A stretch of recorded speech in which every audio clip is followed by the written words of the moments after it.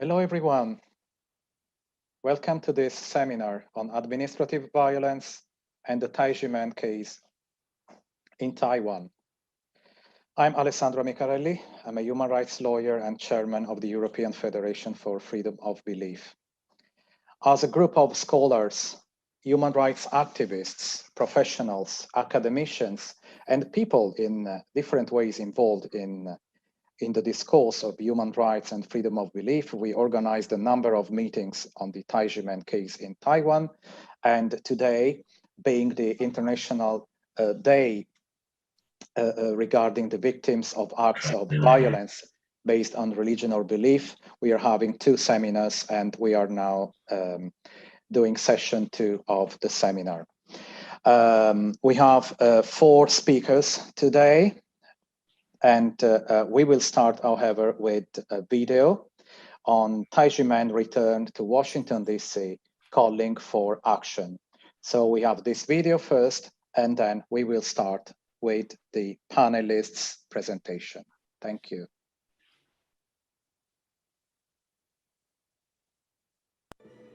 "21 years ago, Taijimen Qigong Academy visited Washington, D.C. as ambassadors of peace and goodwill.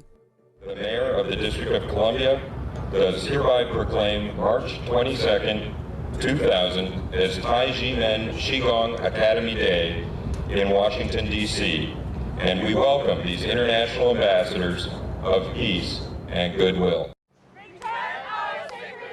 21 years later, members of Taijimen Qigong Academy returned to Washington, D.C. to seek justice and raise international awareness of their situation. Taijimen Qigong Academy is a spiritual group with various academies in Taiwan and the U.S. The group strongly believes that they are being persecuted in democratic Taiwan through a tax evasion indictment beginning in 1996 that reached Taiwan's Supreme Court. Despite the Supreme Court of Taiwan's rulings that we're innocent and tax-free, a few rogue bureaucrats continue to send us tax bills, and even just last year in 2020, our land was illegally auctioned off. Justice for Taijimen! This summer, Taijimen Qigong Academy and the Action Alliance to Redress 1219 publicized their cause through live and virtual events. The Action Alliance to Redress 1219 is a group of international and Taiwanese legal, religious, and human rights specialists working to rectify the Taijimen case and defend religious and spiritual freedom. In Washington, D.C., members of Action Alliance to Redress 1219 participated in the 3-day International Religious Freedom Summit. Former U.S. Ambassador Sam Brownback helped launch the summit as a forum for tackling religious discrimination around the world. The charter that we put forward for this summit is a broad-based charter for all faiths or people of no faith at all, but it's about protecting that right of freedom of belief or conscience, freedom of religion. In 2007, the Taiwan Supreme Court found Taijimen Qigong Academy not guilty of tax evasion and cleared the group of all charges. But Taiwan's Taxation Bureau disregarded the court decision and continued to impose taxes on Taijimen Qigong Academy. In Taiwan, our enforcement law actually matches the 2 international covenants because it says that the properties for worship, for praying, are not subject to be seized. During a June 17, 2010 public hearing in the legislative Yuan, Taiwan's Ministry of Finance openly agreed to resolve the case within 2 months. That has still not occurred. As a result, Taijimen's sacred land was auctioned and nationalized on August 21, 2020. What we're asking for is to return that property to Taijimen and to hold the corrupt officials accountable. The group visited TECRO, the Taiwan Economic and Cultural Representative Office, where Taijimen Qigong Academy silently protested outside. TECRO representatives came outside to talk to the protesters. Taijimen members delivered a message and books about the case to them. We're Taijimen members in the USA. We're calling on Taiwan's government, especially President Tsai, to redress our tax case. We have just conveyed our message to Taiwan's Representative Xiao in the D.C.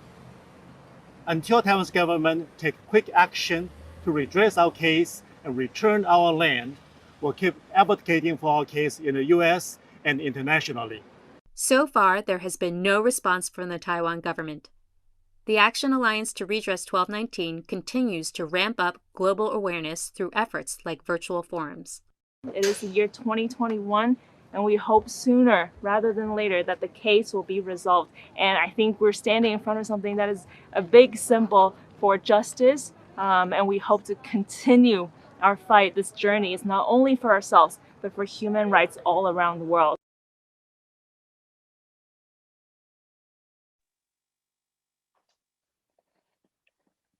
Okay, very interesting video. I guess if someone had no idea what the old case of Taijimen is all about in Taiwan, will now have a basic idea of what happened to this peaceful organization in democratic Taiwan. We can now start the seminar with the first speaker, Katrina Lantos Swett. Dr. Lantos Swett is president of the Lantos Foundation for Human Rights and Justice in the United States.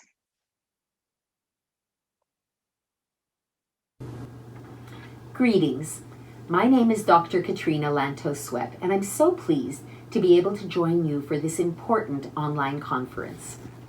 I had the privilege of serving as the chair of the U.S. Commission on International Religious Freedom. And most recently, I was honored to join Ambassador Sam Brownback as the co-chair of the Earth Summit 2021, which took place in July in Washington, D.C., with over 1,000 participants from around the world. Those of us who have been engaged in the cause of religious freedom for many years welcome this opportunity to address an issue that is near and dear to our hearts on this International Day commemorating victims of acts of violence based on religion or belief. It is particularly appropriate that we should be meeting right now as the world watches with great alarm the unfolding takeover of Afghanistan by the Taliban. The violence and brutality that characterized Taliban rule in the past is a powerful reminder to us all that freedom of religion and conscience is a fundamental human right, one that respects the individual autonomy and freedom of each one of us. Those who seek to impose their beliefs on others through violence or intimidation are enemies of religious freedom, and we must have the courage and determination to stand up to them. When the world adopted the Universal Declaration of Human Rights in 1948, they included among the inviolable rights that all humans are entitled to the freedom of thought, conscience, and religion. Despite the clear, broad, and inclusive language of Article 18, as we look around the world, we see grave violations of religious freedom that affect billions of people across the globe. The very worst abuses typically take place in dictatorships, whether they be religious theocracies like Iran and now Afghanistan, which demand adherence to their prescribed beliefs, or aggressively atheistic governments like the communist governments in China and North Korea. In these circumstances, we see the wholesale repression and persecution of religious communities and individuals, often involving violence, imprisonment, and even death. These circumstances should outrage the conscience of the world, and clearly much more must be done to confront these countries and hold them to account for their violation of international law. But what is also deeply concerning is that sometimes serious religious freedom abuses take place in countries that we identify as democratic and rights-based. Pakistan and India are both democracies, but in each of these countries we see grave and ongoing violations of freedom of religion, conscience, and belief. Pakistan targets its Ahmadiyya community for overt discrimination and persecution, and its aggressive application of its anti-blasphemy laws places Pakistan in the embarrassing position of having more people on death row for the phony crime of blasphemy than any other country. India, the largest democracy in the world by population, has seen a drastic downward trend in religious freedom conditions, according to the most recent report of Li-Hsueh. There is widespread harassment and violence directed at religious minorities, and nationalist BJP-led government officials have proven themselves unwilling or incapable of confronting this challenge. Even countries that have been shining examples of robust and vibrant democratic rule have failed in some notable instances to fully protect the conscience rights of their citizens. There were grave concerns expressed during the height of the COVID pandemic about scapegoating of some religious communities in South Korea. And in Taiwan, the long-running attack against the Taiji men community by bureaucratic despots within the tax administration have led many religious freedom experts around the world to condemn this form of administrative religious persecution. To their everlasting credit, so many of the communities that have been unfairly targeted and attacked have found within their faith the strength not to return evil with evil, but have sought to remain an influence for goodness, forgiveness, brotherhood, and virtue within their communities. I am full of admiration for those who have the strength to live out their ideals, even in the face of terrible injustice, and I hope to learn from their inspiring example. The defense of religious freedom is vital, not only because it protects the individual dignity and conscience of our fellow human beings, but because societies that protect this basic right are societies that will also protect the other precious human rights we all cherish. I'd like to close by sharing a story that I think illustrates this point. In the 1300s, the theologian, writer, and priest John Wycliffe believed he was called by God to translate the Bible from the Latin Vulgate into the common vernacular that ordinary men and women could read and understand. He undertook this task despite the determined opposition of the ecclesiastical authorities of his day and in the face of grave persecution. Despite all, he persisted, and when he was done, he wrote the following words in the flyleaf of that first Bible. I quote, "The translation is complete and shall make possible government of the people, by the people, and for the people." What a remarkable thing to write. Words that were echoed centuries later by Abraham Lincoln in his immortal Gettysburg Address. I believe Wycliffe meant by those words that when men and women are free to seek and find truth for themselves, they become empowered to build societies that honor and defend the conscience and civil rights of all people. Thank you.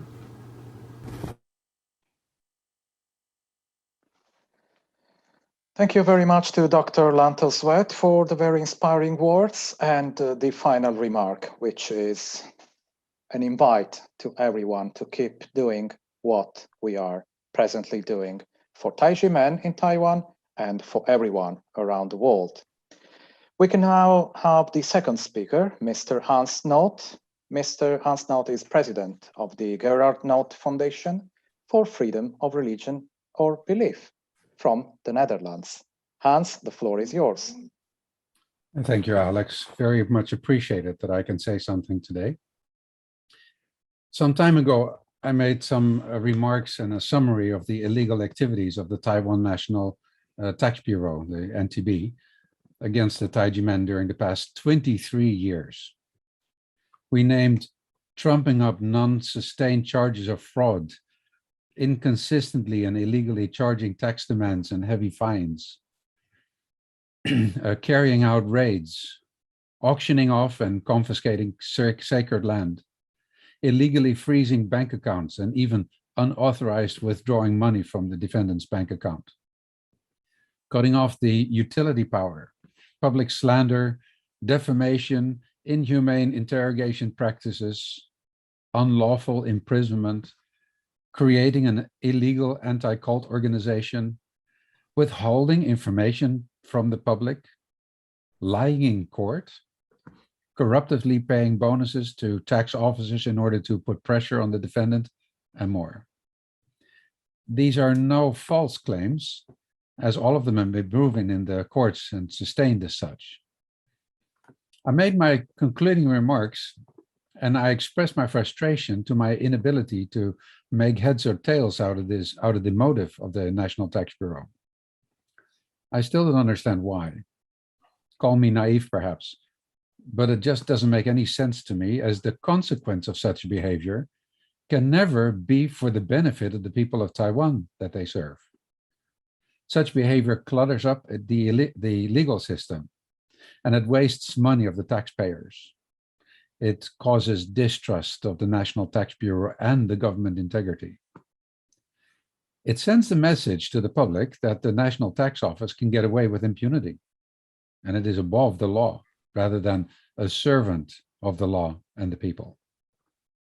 The message, too, is that religious freedom and freedom of expression is all relative in Taiwan. It touches on a limited form of democracy, and that in turn is a sensitive topic in international relations and regional security. Taiwan is balancing the trade and security ties with Europe, the USA, and China. In my view, Taiwan cannot afford toying with these relationships by not having its own house in order and keeping the National Tax Bureau on a leash. But there is another matter that concerns me about this case. Of course, there is, according to Taiwanese law, the freedom of religion, or to be more specific, freedom for religions, of course, so long as they act within the bounds of the law. But below the surface, there's another discussion that is part of this. It is the freedom of expression, freedom of association to religions, and freedom of conscience. This is about individual inalienable rights. When individuals lose any of these freedoms, or if the government does not protect the people so that they can act them out, then people get hurt. And I'm sorry to say that that is what happened as a consequence of the practices of the National Tax Bureau. I would like to share with you the testimony of some of the victims. Rebecca Hwang, Assistant System Coordinator at a technology company, writes, "I was 1 year old when the Taiji Men case happened in 1996. It was not until I grew up that I realized how much pressure and discrimination were against us. Some of the people were mocked by their teachers and classmates at school. Some were roared by pedestrians when going for a dinner. Some even lost their jobs. Who were the breadwinners in the family? Nonetheless, our Shifu told us to love this country and to insist on doing the right things," unquote.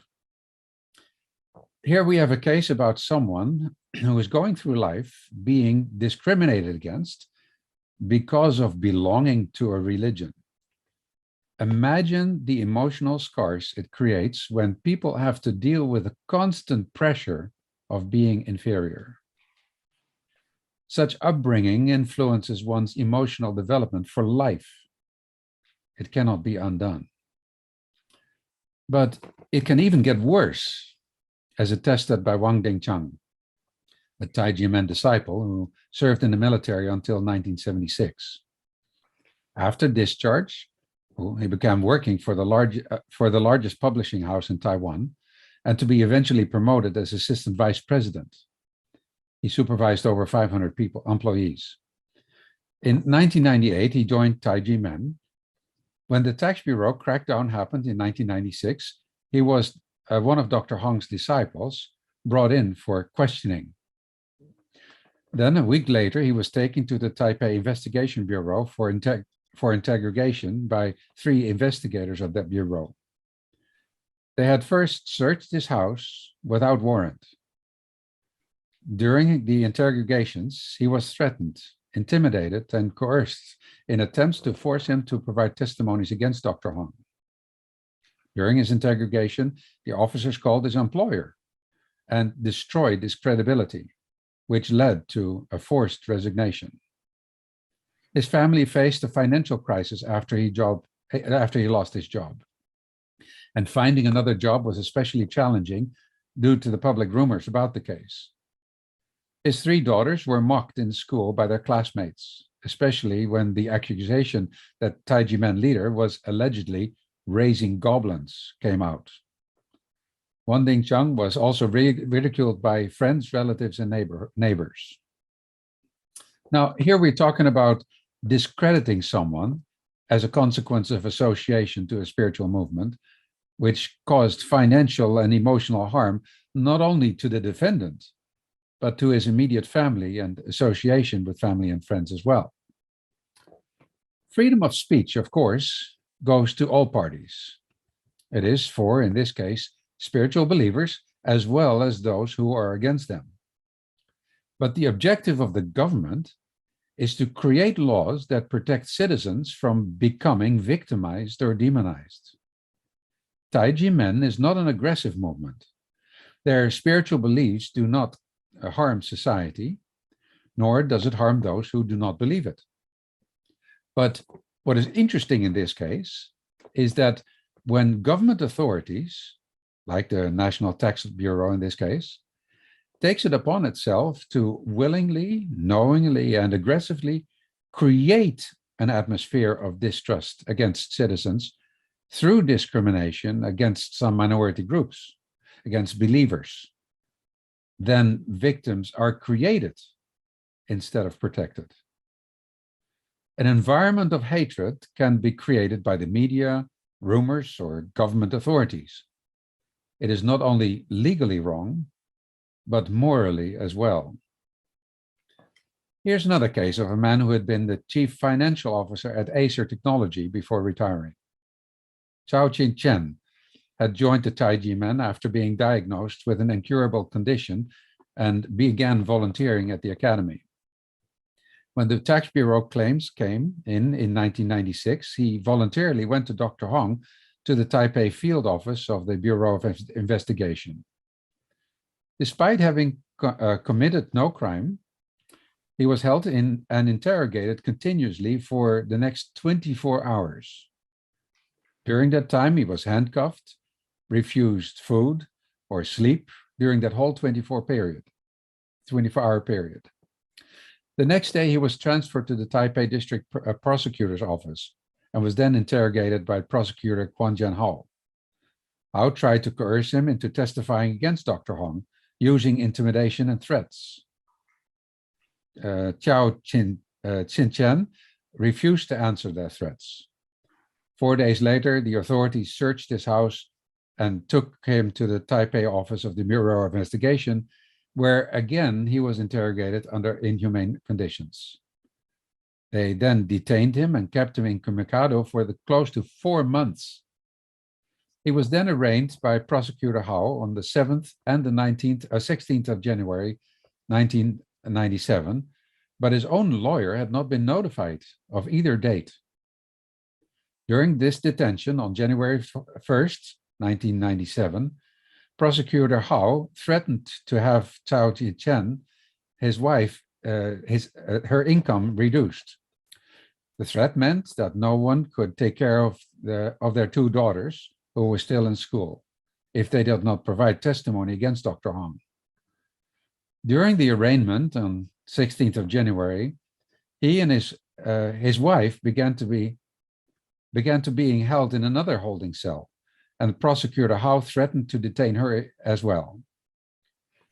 When Chao Chin-Chen was detained, the prosecution leaked false information to the media, such as reports implying that the Ministry of Justice officials were involved.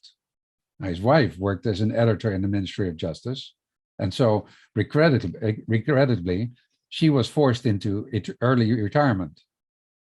Their 2 daughters were studying at the university at that time and were ridiculed and discriminated against due to this case.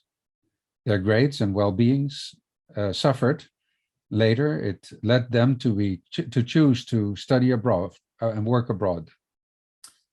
Additionally, despite working as a chief financial officer as well for a well-known company and being quite reputable in his field of work and having always had a good credit with banking institutions, his period of detention and his high public nature of the Chao Chin-Chen trials ruined his reputation. In this culture, reputation is everything. His livelihood and the trust of his friends and associates and dependents depend all on it.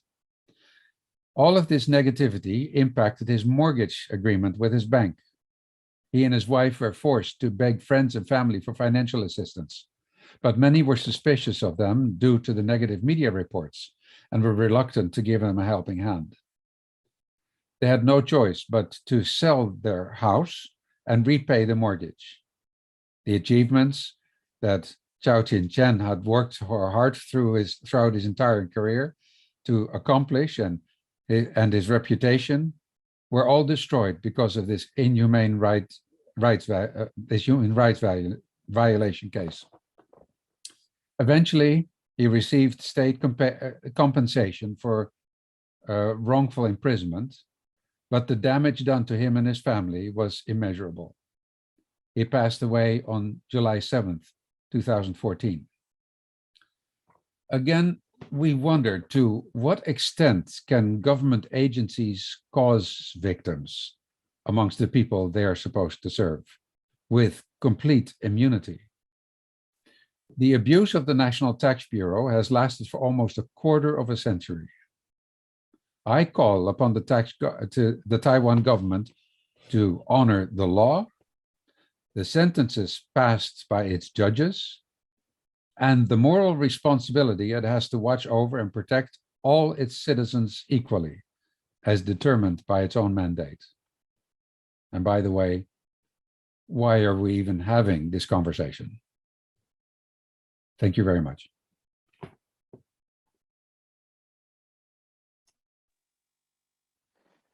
Thank you very much, Hans, for your very comprehensive presentation on this case. I can let the audience know that Mr. Chao Chin-Chen's daughter is part of this meeting today, and she will be giving her testimony later on today during the second part of the seminar. We can Looking forward to that. Yeah, sure. So we can now move to the next speaker, Mr. Thierry Valle. Mr. Thierry Valle is president of the Coordination of Associations of Individuals and Associations for Freedom of Conscience, Association de Particuliers pour la Liberté de Conscience, CAPLC, France. Thierry, the floor is yours. Thank you. First of all, I would like to thank the organizers, CESNUR and Human Rights Without Frontières, for inviting me to this seminar which takes place on the International Day of Remembrance of Victims of Violence based on religious belief.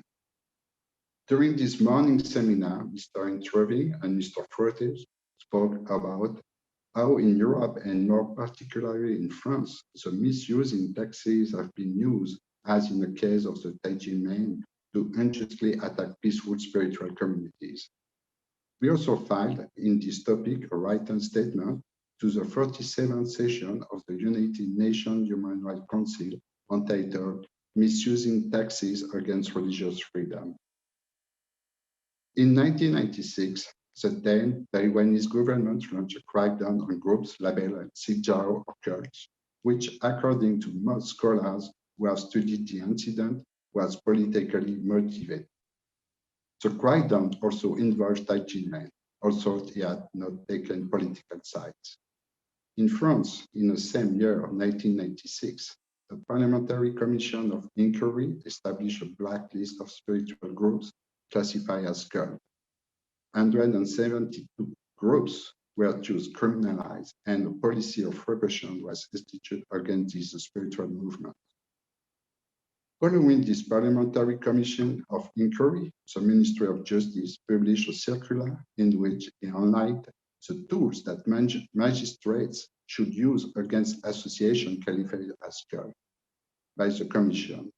In number 4 of the circular, we can read breaches of general tax code and particular tax fraud. In the same year, the Ministry of Interior also published a circular to outline possible accusations involving the crime of tax evasion as a weapon to fight against cults. In the years that followed, it was the Jehovah's Witnesses in 1997, the Religious Association of the Pyramid Temple in 1995, the Association of the Knife of the Golden Lotus in 1995, and the Evangelical Pentecostal Church of Besançon in 1996, which were attacked by the French tax services. All these associations were declared fraudulent by the tax services and condemned to heavy tax adjustments up to several million euros in the case of the Jehovah's Witnesses. All those spiritual groups, after having exhausted all legal remedies in France, went to defend their cases before the European Court of Human Rights, where they were all successful. The European Court found against France in all these cases for violation of Article 9, right to freedom of thought, conscience, and religion of the European Convention on Human Rights. I will focus here on the most representative case, the one of the Jehovah's Witnesses. The French Association of Jehovah's Witnesses asked that the tax exemption applicable to gifts and legacies to local or national associations established for the purpose of organizing and managing religious worship and authorized religious congregation continued to be applied to them after 1993, as it had happened for every year before that day. The authorities claimed that the French Association of Jehovah's Witnesses had not submitted the declaration requested by the tax authorities, and it was subjected to an automatic taxation procedure in respect of hand-to-hand gift which had received. The tax administration claimed that the hand-to-hand gift had been disclosed by the tax authorities in the course of the accounting audit to which it had been subjected. The term disclosed is a key word in the French administrative language dealing with taxes. It applies that the disclosure was a voluntary move by the association, which for the authorities meant that he had accepted to be taxed on the money he had received. In fact, it was not the case. The audit was not requested by the French Association of Jehovah's Witnesses, but was imposed on them by the tax administration and could not be refused. Moreover, there is no legal obligation to disclose hand-to-hand gifts to the tax administration. There was a clear manipulation of the administrative terminology to corner the French Association of Jehovah's Witnesses, and he has appeared afterwards to kill them financially. It shows other similarity with the Taiwan case. After having exhausted all legal means in France in 2005, the association decided to appeal to the European Court of Human Rights. In its judgment of the 13th June 2011, the European Court found a violation of Article 9, right to freedom of religion, noting that the supplementary tax bill had concerning the entirety of the manual gift received by the association. Also, they represented the main source of its funding. Its operating resources having just been cut, it had no longer been able to guarantee its followers the free exercise of their religion in practical terms. By a judgment in the 5 July 2011, the court held that France had to cancel the supplemental tax bill and reimburse more than 4 million euros for the tax unduly claimed by the tax administration that the Association of Jehovah's Witnesses had paid under coercion, plus 55,000 euros for costs and expenses. The judgment was issued in French only. The European Court rendered similar decisions in favor of the 3 other associations labeled as cult and attacked by the French tax services. Unfortunately, we can notice that the same strategy has been used in France and Taiwan to harass spiritual groups that disturb state or bureaucrats for various reasons. Unable to find any fault or crime, the state deflected their own tax regulation in order to undermine peaceful movements such as Taiwan in Taiwan. The French case, decided by the European Court of Human Rights, however, may be a reason of hope for Taiwan DZ. This shows that, despite the fact that this is a long and difficult fight, it can be wrong. Thank you very much. Thank you very much, Thierry. Very interesting parallel between Taiwan and France and the Jehovah's Witnesses and Taijimen case. Indeed, the rule of law must be reestablished in regards to the Taijimen case, tax case in Taiwan. Next speaker in the panel is Professor Kenneth Jacobsen. Kenneth Jacobsen is Practice Professor of Law at Temple University, Philadelphia. Professor Jacobsen, the floor is yours. Thank you so much, and thank you for the invitation. And it's good seeing you and everyone else again in this panel. First, for the benefit of people who are looking and watching for the first time, I'm not an academic who has studied the Taijimen case from afar. I've been to Taiwan. I've taught at the National Taiwan University. I've testified before the Legislative Yuan. I visited the Control Yuan and met with the director.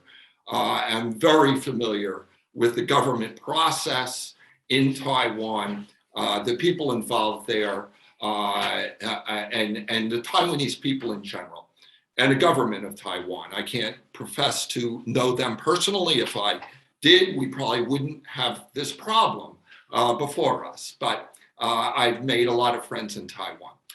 And it's from that perspective and that background that the Taijimen tax case caught my interest and has caused me and led me to want to remain involved until it's over. Those that are watching and are not deeply familiar with the background of the tax case may be looking at the title of this conference and wonder, well, what does this have to do with the International Day commemorating victims of acts of violence based on religion or freedom? What acts? Isn't this a tax case? Isn't this a money case? Isn't this a case about seized property? And the answer to that is no. The answer to that is a resounding no. As we have already heard, there were unspeakable acts of violence perpetrated against the Dizi of Taijimen during the course of the persecution. And I use the word persecution, not prosecution. And I'm a lawyer, and I choose my words carefully. So I'm a law professor and a lawyer. During the persecution of Taijimen, the interrogations, the lost jobs, the emotional toll that takes on individuals when they can't feed their family, when they are no longer able to hold positions that they like because of their religious beliefs. Those are acts of violence. The emotional, I wrote down the words, the emotional scars that were left and are left and continue and remain after decades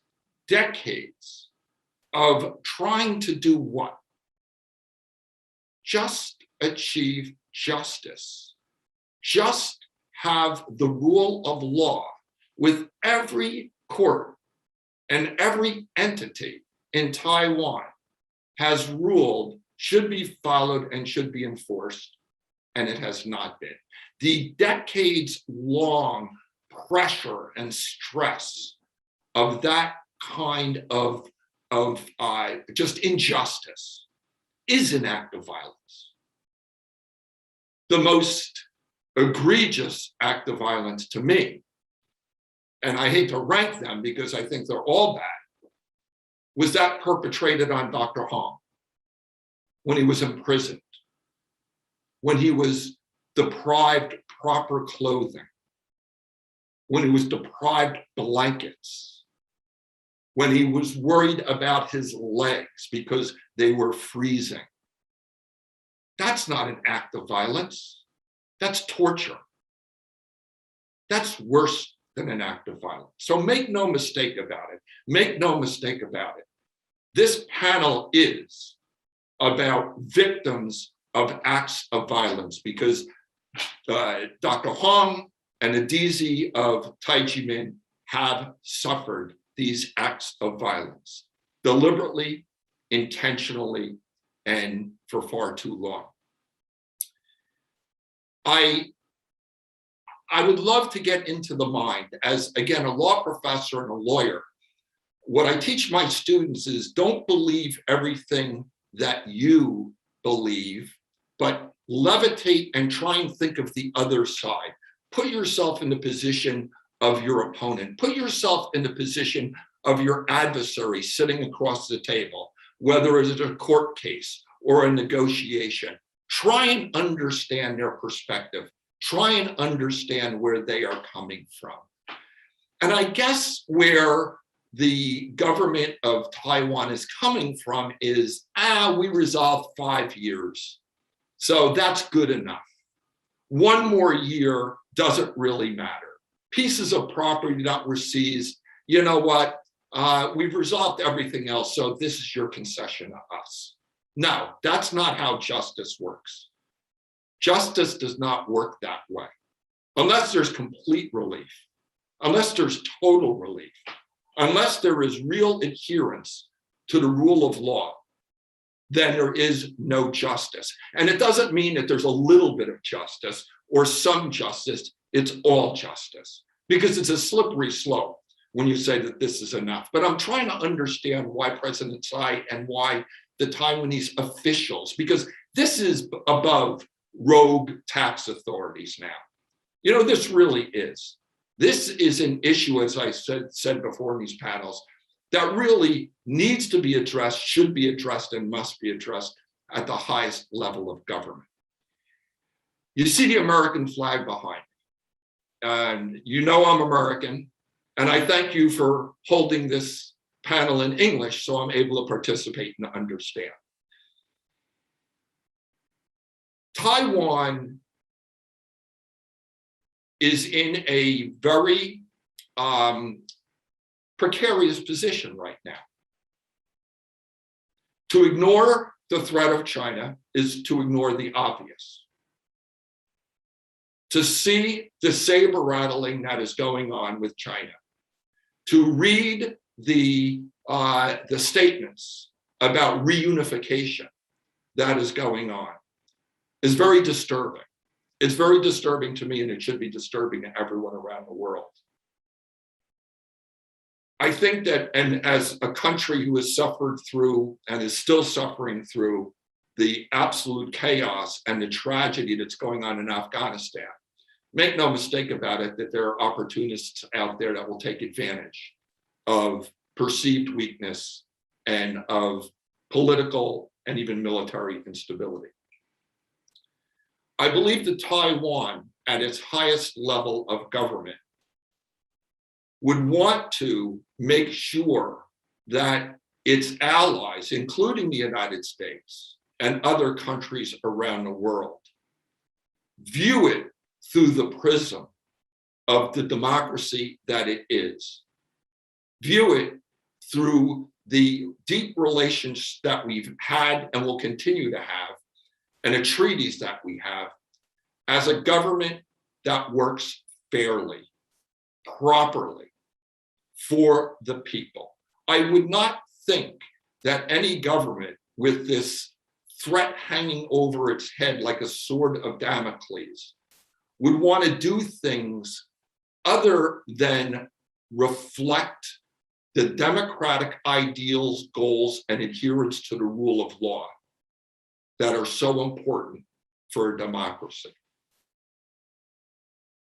And with that, I would ask, as I've asked before, for the president of Taiwan and for others that are in positions of power to do the right thing, to remove this blemish that remains on a very, very disturbing, unfair, illegal, unlawful case that should have been never brought in the first place, but has gone on far too long, and with a stroke of a pen could be eliminated and finally concluded.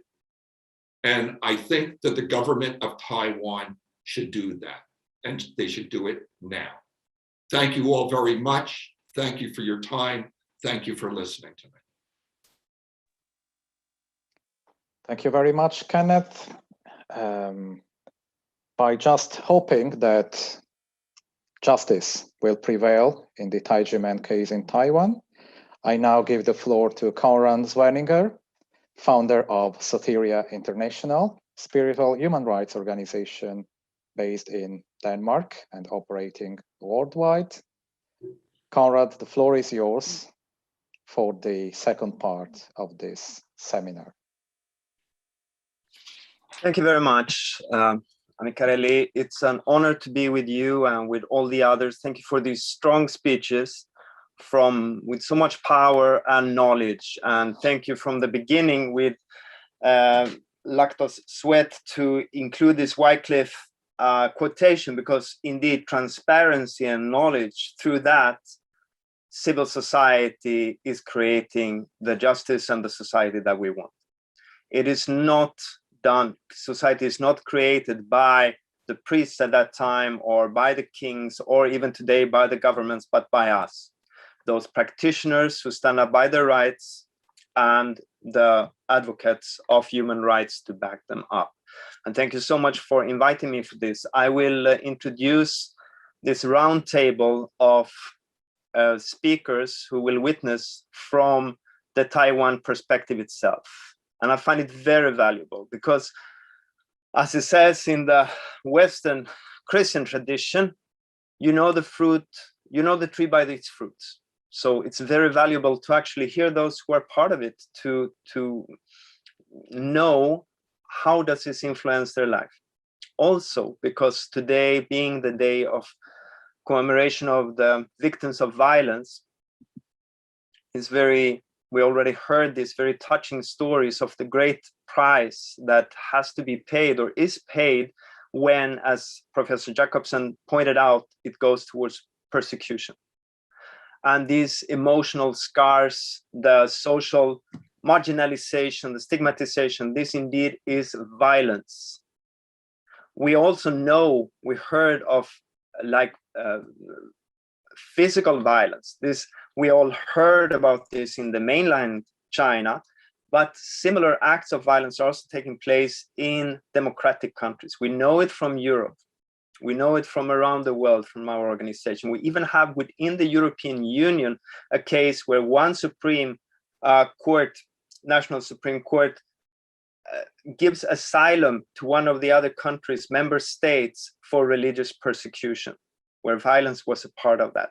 It's something that is ongoing, and it's so valuable that you in Taijimen stand up, even if, yes, it's a financial issue, maybe you could resolve it and go further, but you continue to stand up for continuing the talk, continuing the discussion until it's fully resolved, as been pointed out by many of the previous speakers. So thank you for this arrangement, and thank you for all the fellow speakers. Now, towards those who truly can witness about it, we will start with a video. I have been told, and I look much forward to it, the story of, also, please excuse my probably misinterpretation or not saying it correctly, many of the Taiwanese names. I will do my very best, and I hope it will be understandable. So we will start off with the story of Kaohsiung Academy. And let us have a look at that.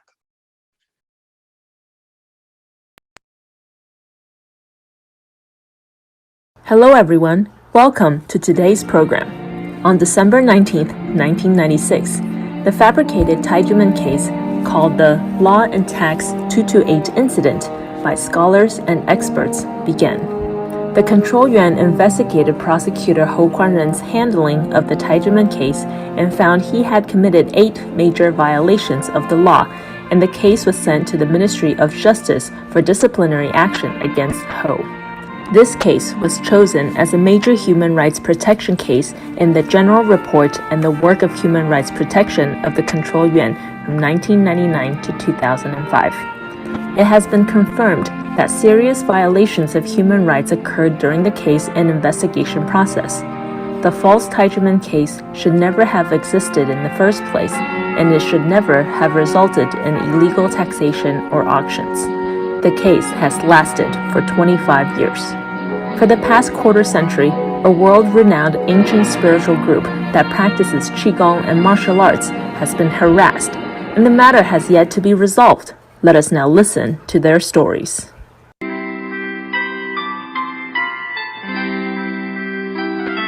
In 1988, a Taijimen Academy was established in a shopping center in Kaohsiung. It was a good place for disciples in southern Taiwan to practice Qigong, and a sweet home for them. When I first stepped into this academy, although the place was small, it was full of joy and laughter. After joining Taijimen, every day after class, I would wait for my parents to take my brother and me to Taijimen. I would practice Qigong with other members. It was a place where we could relieve our stress. Shifu always leads by example. After leading us to practice Qigong, Shifu would always talk about life philosophy and tell stories. At that time, the academy was always filled with laughter. Some would practice Qigong, while some would chat with one another. Many people wanted to join Taijimen. I had cancer and was seriously ill. My health started to improve after I practiced Taijimen Qigong for about 3 months. Taijimen is a big family, and everyone here practices Qigong in peace and harmony. Stormy 1996.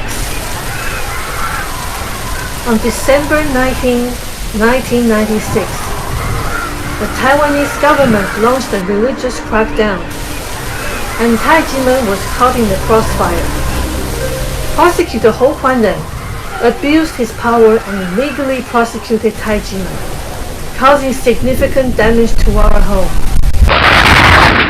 The 1219 incident was really a big blow to us, and what was reported on TV was not what I saw in Taijimen. Because we're such a good group, our Shifu only teaches us what is good, right, and true.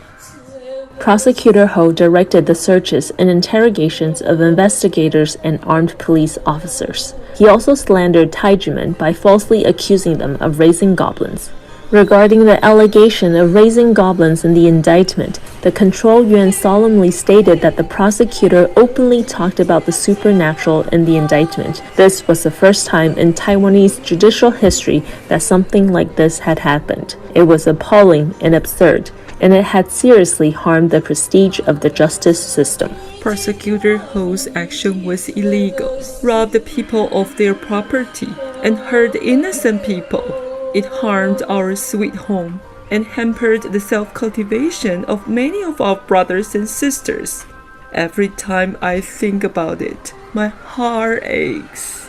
The prosecutor and police arrested a brother, and he was pale and trembling all over. Even my family members misunderstood me, and my relatives and friends refused to interact with me. The indictment and the evidence contradicted each other, according to the Control Yuan's investigation report, and the prosecutors bringing the public prosecution clearly broke the rule of evidence. During the Control Yuan's probe, Prosecutor Ho also stated that he did not actually investigate this matter. This proves that the Taijimen case was fabricated from the beginning. His smear campaign has done a lot of damage to Taijimen Shifu and Dizi. This indictment was both a national and international embarrassment. It is not due process to accuse a human being in a civilized society of raising goblins. The mere statement of that would cause individuals and should cause individuals to question the sanity of the prosecutor. In any court of law, such an absurd allegation would be thrown out.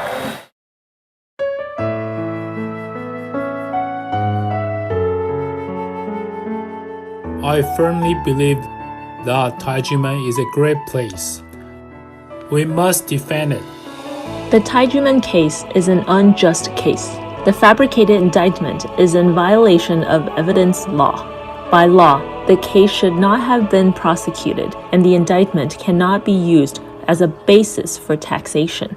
However, the criminal court accepted the case, and after thorough investigations and trials spanning 10 years and 3 months, the Supreme Court declared Taijimen not guilty of tax evasion or any other charges on July 13, 2007.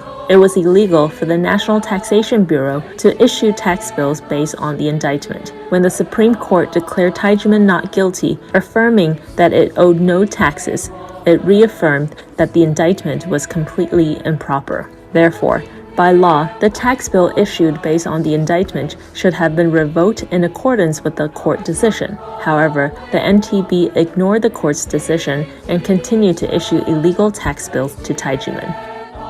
This case has dragged on for 25 years, spanning several presidencies. Still, no government official came forward to admit their mistakes and accept responsibility. During the Legislative Yuan's public hearing on June 17, 2010, the Ministry of Finance and the NTB of the Central Area openly agreed to withdraw the enforcement and end the Taijimen unjust tax case within 2 months. But they broke their promise, and the case has yet to be resolved. On August 21, 2020, Taijimen's sacred land in Miaoli was illegally auctioned and confiscated. The Taijimen Academy on Lainan Street, Kaohsiung, was twice seized and banned from being disposed of.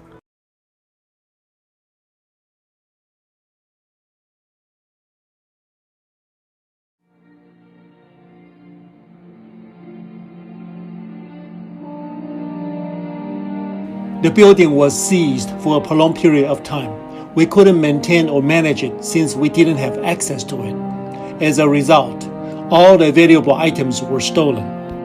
Tears welled up in my eyes as I entered the academy, which had been destroyed.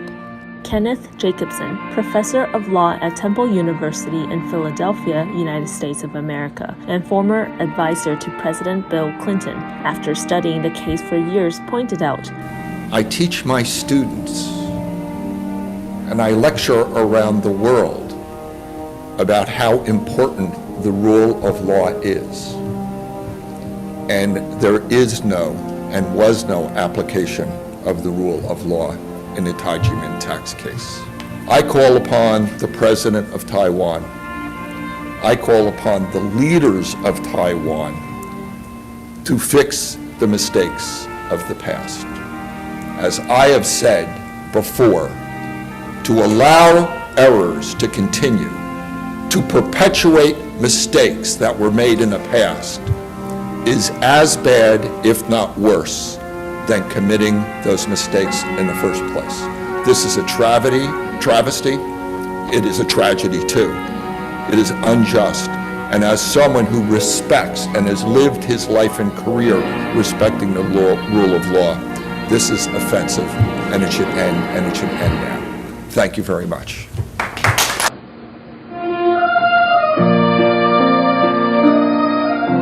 When Judge Zhao Zilong asked Shifu to present his statement, Shifu stated that he would use his life to defend Taijimen and his disciples.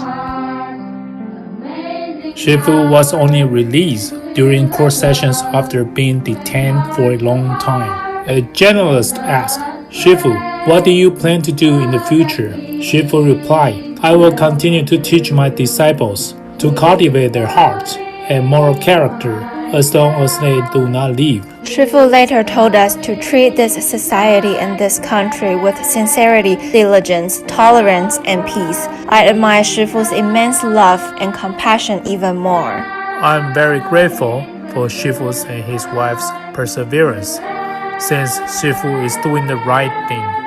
Along the way, I heard Shifu's teachings and saw his examples. No matter how many difficulties and challenges Shifu faces, he always leads his disciples to overcome the obstacles one by one. Shifu and his disciples share one goal in mind. We will certainly protect this brightly lit home.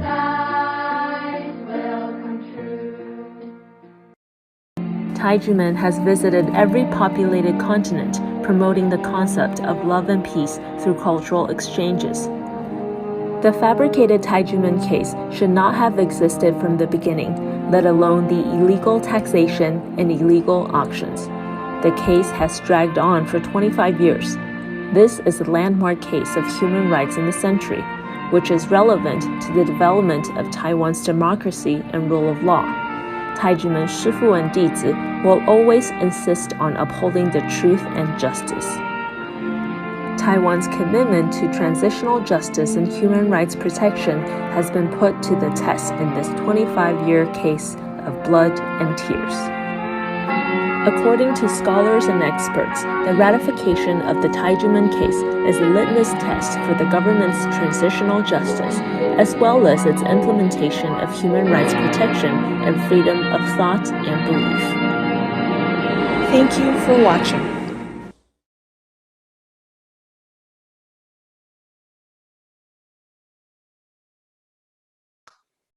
Thank you, Taijimen, for producing this video that not only explains the story and the operation of persecution in this case, but also lets us recognize so much humanity. And sooner or later, we also need to ask ourselves, how come these movements globally who actually work for the well-being and health and development and cultivation of the humane are actually prosecuted? Thank you very much for this touching video. And we will move now to the contribution of Dr. Chun-Cheih Huang, professor of Department of Financial and Economic Law at the National Chung-Cheng University in Taiwan. He's a former member of the Presidential Office Human Rights Consultative Committee and specialized in constitution law, administration law, tax law, and international two covenants. He has also been visiting scholar at the Max Planck Institute for Tax Law and Public Finance in Germany. He is indeed a pioneer in the protection of taxpayers' rights in Taiwan. So Dr. Chun-Cheih Huang, from my saying, but still, let's hear it. Today is the International Day commemorating the victims of acts of violence based on religion or belief. Everywhere in the world, we witness different religions persecuted by the state power. It is my privilege today to share with you some of the cases of religious persecutions and some of my personal works. Hopefully, I can shed some light on discussions in this forum.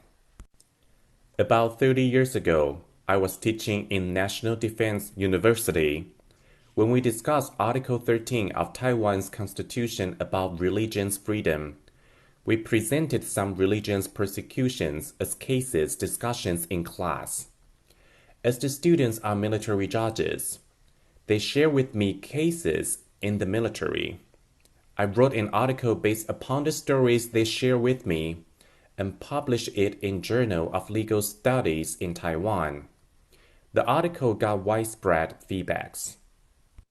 The case is about Jehovah's Witnesses. Jehovah's Witnesses refuses to serve military services in Germany. In Germany, civilians have the right to refuse to serve military services, so their rejection of military service is legally sound. But they also refuse to serve the substitute military services. However, the Federal Constitutional Court ruled against them in the opinion that substitute military service does not require carrying any weapons. Therefore, civilians cannot reject the request of substitute military services.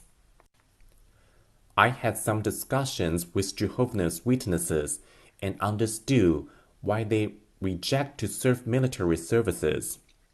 They believe that military services with weapons will likely be dragged into war by the state, and this is against their religion's belief. During the martial law period, we had crime of disobedience which could be sentenced up to 7 years in prison. A Jehovah's Witness believer reported to the military, but refused to do his services. he asked to be sentenced for crime of disobedience rather than wearing uniforms and performing military drills. As he wished, he was charged and sentenced 7 years. Back then, in order to stop your military service, you have to be sentenced 7 years and above and held in jail for at least 4 years. He accepted the ruling out of his religion's belief. But when he did 3.5 years, the martial law was lifted and a commutation law was enacted. So he was out of after 3.5 years. As he did not do 4 full years in prison, he had to do his military services. He protested against the commutation, but his protest was rejected by the court as the commutation was in his favor. So he left the prison with deep pain because his religion's belief was not honored. He reported to the military and refused to do his military service again. So he was again sentenced 7 years and sent back to jail. Time passes and he did 3.5 years. Now it is the first ever presidential election in Taiwan. So another commutation was made and he was released from jail again. Of course, he protested against the commutation and was rejected again. The case is to share with you that we are not in the position to tell what is good or bad to a religious person. What we consider good for him might not be indeed good for him from his religion's perspective. I would like to report to you on the following in particular. A religion or spiritual movement knows best about its own essence and the core of its most essential principles. The formation of a religious or cultural organization is usually preceded by the country's constitution. As a result, our constitution or rule of law should honor this, and we should respect the religion's organization as well as its roots and nature. Back to the case of Taijimen. For the common people, a piece of land is just property right. But for a religious group, a piece of land reserved for their holy religious practice is more than just a piece of land. It is their holy land. In some cases, the holy land is even worth dying for. Taijimen has always been our national pride. Due to our political situations, we have been denied access to many international organizations. Thanks to Taijimen's civilian diplomacy, we have established positive relationships with many nations around the world, and Taijimen has received widespread support from religions and political leaders. After the 2 international covenants legalized in Taiwan, we have confirmed for the first time that property right is more than just the exchange of value or compensation. We now accept that the land and property could be the basis upon which life can be sustained. Therefore, we look at the ruling for tax year 1992, and we have to think that this is more than just violation of property rights. It is the violation of cultural and religious right. I would like to take this opportunity to urge international experts to remind the responsible government authorities to treat the case as a violation of universal human rights. We hope the voices of Taijimen will be heard.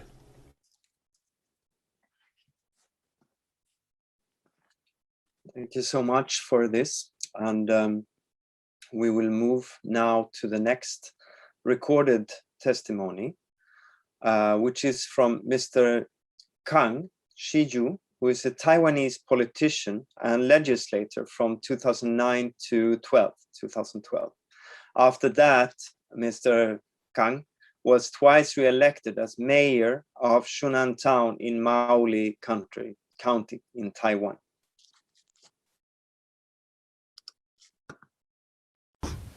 In 2010, When Taijimen submitted their petition to me, I was a conventor of the Finance Committee in the Legislative Yuan. I accepted their petition and then studied the documents carefully. It was obvious that there was something wrong with our bureaucratic system. The nature of the income in the administrative disputes is the same for the 6 years in question. However, the income was not taxable for 5 of the 6 years, but was subject to taxes and penalties for 1 of the years. Hence, I immediately accepted their case and organized a public hearing in the Legislative Yuan. At that time, I also communicated very clearly with Mr. Li-Hsueh, the then Minister of Finance, who also understood very clearly that there was indeed too much negligence and too many mistakes by the government officials involved in this case.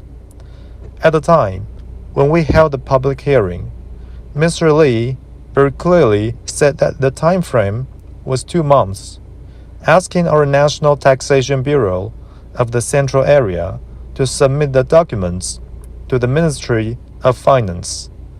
Then we were about to revoke the compulsory enforcement on the 1992 tax bill.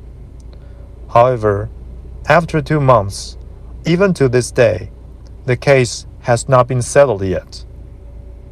It is unbelievable. Even a 3-year-old kid would know that for an income of the same nature, how could it be not taxable for 5 of the 6 years, but taxable for just 1 year? There's a Taiwanese saying, it is a no-brainer. This is a bogus case. When they had a chance to close the case, the chance to rectify the injustice, why didn't they do it? The then Finance Minister Li-Hsueh obviously knew that this was basically a travesty. Then why did the bureaucrats not let it go? It is totally unbelievable. The whole case has spanned the periods when there have been changes of power between the KMT and the DPP, so this has nothing to do with the political parties. Frankly speaking, I can say with confidence that this is entirely about a few bureaucrats hijacking the government. Hence, the whole government was tied up and unable to act. Such hijacking of government is not only the problem of the Ministry of Finance. I believe this problem exists commonly, and similar issues can be seen in other government agencies. Taijimen members have been working so hard and diligently to rectify their case. I think their persistent efforts are not only for their own tax case, but for the realization of transitional justice for all other cases. Through the Taijimen case, we hope that the government will conduct a thorough review in a truly prudent manner to prevent the government from being hijacked by a few rogue bureaucrats and to restore fairness and justice. There is no more need for the government to talk about human rights when it is handling such a simple and clear case in this way. What is the point for it to talk about transitional justice and human rights?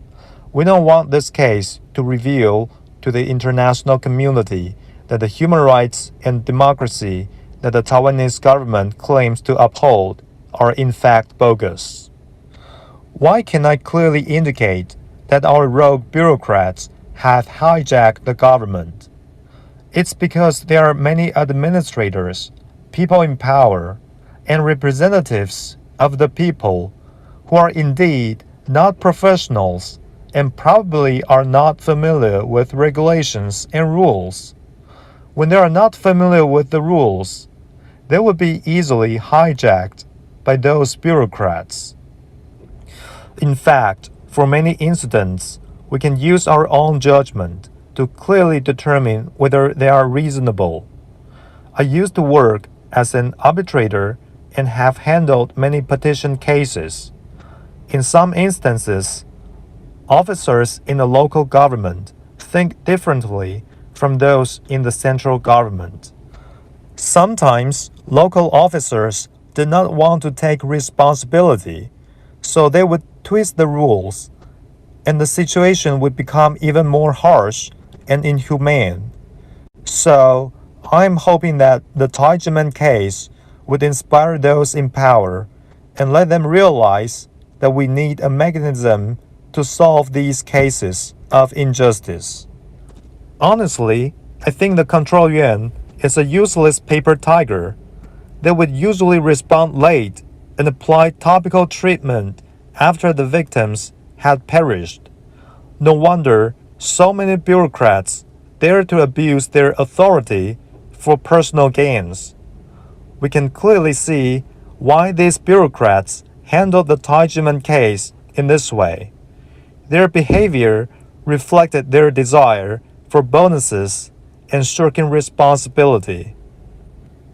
As I previously stated, this situation has lingered to this day due to the wrongdoing of these bureaucrats and their dysfunctional mentality. I believe the genuine remedy is like what Dr. Hwang at Taijimen suggested. People should begin by following their conscience. I believe that if every government official can begin with their conscience, we would have a great nation and will be very happy and content on every level. Now the Control Yuan and Legislative Yuan are advocating human rights campaigns. This is absurd to me when I consider it. They couldn't even handle the Taijimen case, which involved grave human rights violations. How do they think they'll be able to talk about human rights and handle human rights cases? The Control Yuan needs to reflect on itself again. For so many petition cases, what have they done to handle those parts related to human rights? Have the legislators really raised their voices for those unjust cases? Their talk on human rights is merely lip service, which I do not respect. Control Yuan members and legislators, no matter what your political party is, I would admire if you could put an end to such a clear and simple case.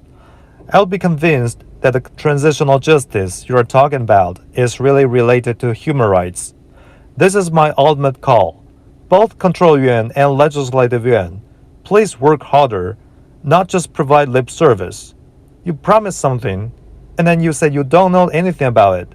What you say is scary, and what you do is ridiculous. I think this is not what we would like to see. Please work harder, everyone. 大家加油。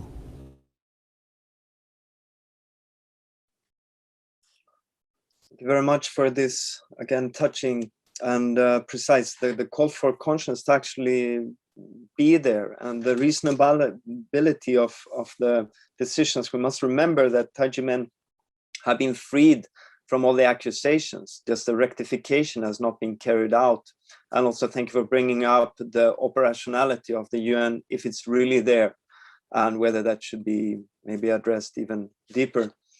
We will now go to live testimonies, and later on we have another recorded testimony that even indicates that the whole Taijimen case is framed, that they are framed through Prosecutor Ho. And before that, we will now move to Miss Phyllis Huang, who is a certified public accountant in California. And specialized in US tax. She is also the president of the Paramitas Foundation, which was launched with a mission to support universities and environmental and community service organizations. She is also a volunteer in Taijimen Qigong Academy to promote Chinese culture and spread the message of love and peace to the world. The floor is yours, Mrs. Huang. Thank you. First, I'd like to introduce myself. My name is Phyllis. I'm the president of the Paramitas Foundation, and I'm also a certified public accountant in California. I joined Taijimen in 2001 when the Taijimen San Jose chapter was founded. It has helped me to improve my physical, mental, and spiritual health. I am an American citizen, and in the United States, citizens are granted several basic rights through the Constitution and the Bill of Rights. The most basic freedoms are dictated through the First Amendment, which guarantees the freedom of speech, press, and religion. These are so basic and should be guaranteed in all corners of the world. However, as we will shortly see, this is not the case. Taijimen case in Taiwan shows a revolting violation of the First Amendment, especially a violation of the freedom of religion. The Taijimen case began in 1996 when the Taiwanese government cracked down on religious and spiritual groups for political reasons. Although Taijimen did not take a political side, it was caught in the crossfire. The Taijimen's Grand Master, Dr. Hwang, his wife, and other members were illegally arrested for fraud and tax evasion with no evidence. In 2007, the Supreme Court of Taiwan declared that Taijimen, Dr. Hwang, and other defendants were free of fraud, tax evasion, and any tax delinquency. They were even awarded state compensation for unjust detention. However, the National Taxation Bureau, like the IRS in the States, still imposed illegal tax bills for 1991 to 1996 on us without any evidence. In 2010, the Ministry of Finance promised to resolve the case within 2 months at a public hearing in the Taiwan Legislative Yuan. But the case is still outstanding now. In 24 years, Taijimen has won administrative relief litigation 18 times. In 2019, they recognized the mistakes they made previously and reversed all the tax bills to zero, except for 1992's tax bill. Actually, the nature of tax bills through the years, they are all the same, but they refused to revoke the tax bill of 1992. We refused the settlement and the auction of our sacred land last year, which is intended for the spiritual practice in the future. I am a certified public accountant and have worked in the taxation for over 30 years in the United States. I believe that Taijimen case is also a violation of taxpayer rights from a tax law perspective. In 2014, the IRS adopted a Taxpayer Bill of Rights as proposed by the former National Taxpayer Advocate, Nina Olsen, which applies to all taxpayers in their dealings with IRS. The Taxpayer Bill of Rights grouped the existing rights in the tax code into 10 fundamental rights and makes them clear, understandable, and accessible. These rights include the rights to be informed, to pay no more than the correct amount of tax, the right to challenge the position of IRS, and to be heard, and the right to a fair, just tax system, among others. From the Taxpayer Bill of Rights stated above, you can see that Taiwan's National Tax Bureau has seriously violated multiple aspects of the Taxpayer Bill of Rights. In particular, when the court declared that Taijimen was innocent of any tax debt, the National Tax Bureau ignored the court's ruling and still issued illegal tax bills. I'm so honored to be a Taijimen disciple, and I'm so grateful for the opportunity to be part of the family. My Shih-ju, Dr. Hwang, has always taught us to distinguish between right and wrong, true and false. Today, it is very clear that Taijimen case is indeed a false case, made out of nothing. Therefore, we refuse the compromise, and we must uphold our justice.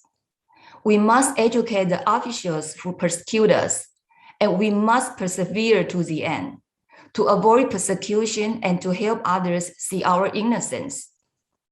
Despite all the persecution we have suffered, Dr. Hwang has not stopped leading us to spread love and peace to every corner of the world and to awaken the hearts and conscience of the people. Up to date, Dr. Hwang has led his disciples to visit 101 countries and more than 300 cities. And through more than 3,000 cultural exchange events, such as the World Leaders Summit on Love and Peace and the World Love and Peace Bell ringing ceremony, to promote peace, conscious, and human rights, and to enhance mutual respect and understanding. So far, 122 countries and 399 world heads of state and leaders from various fields have rung the World Love Peace Bell, which includes 43 heads of states and governments, 7 Nobel Prize winners, United Nations ambassadors and leaders from various countries. I have been an immigrant from Taiwan to United States for over 30 years, and Taijimen is like a second family to me. When I face the low point in my life, I have the guidance and encouragement from Shifu, the care and support from my brothers and sisters. Shifu always reminds me to face life with courage and optimism, to learn the truth, to improve myself, and to help others. For me, Taijimen is not only a safe haven, but also an energy supply station. I hope that our voice will be heard, and the Taiwan government will correct the mistake made by a few officials. Just like Professor Kenneth Jacobsen, an advisor to former US President Bill Clinton, and professor at Temple University, said in the Freedom of Religion Summit in Washington, D.C. in July. It is never too late to correct mistakes. I hope that Taiwanese government will take this case seriously, stop persecuting Taijimen, and return the confiscated land to us. Taiwan is also my home country. I hope Taiwan will become a true democracy, where human rights and religious freedom are protected in Taiwan. Thank you for listening.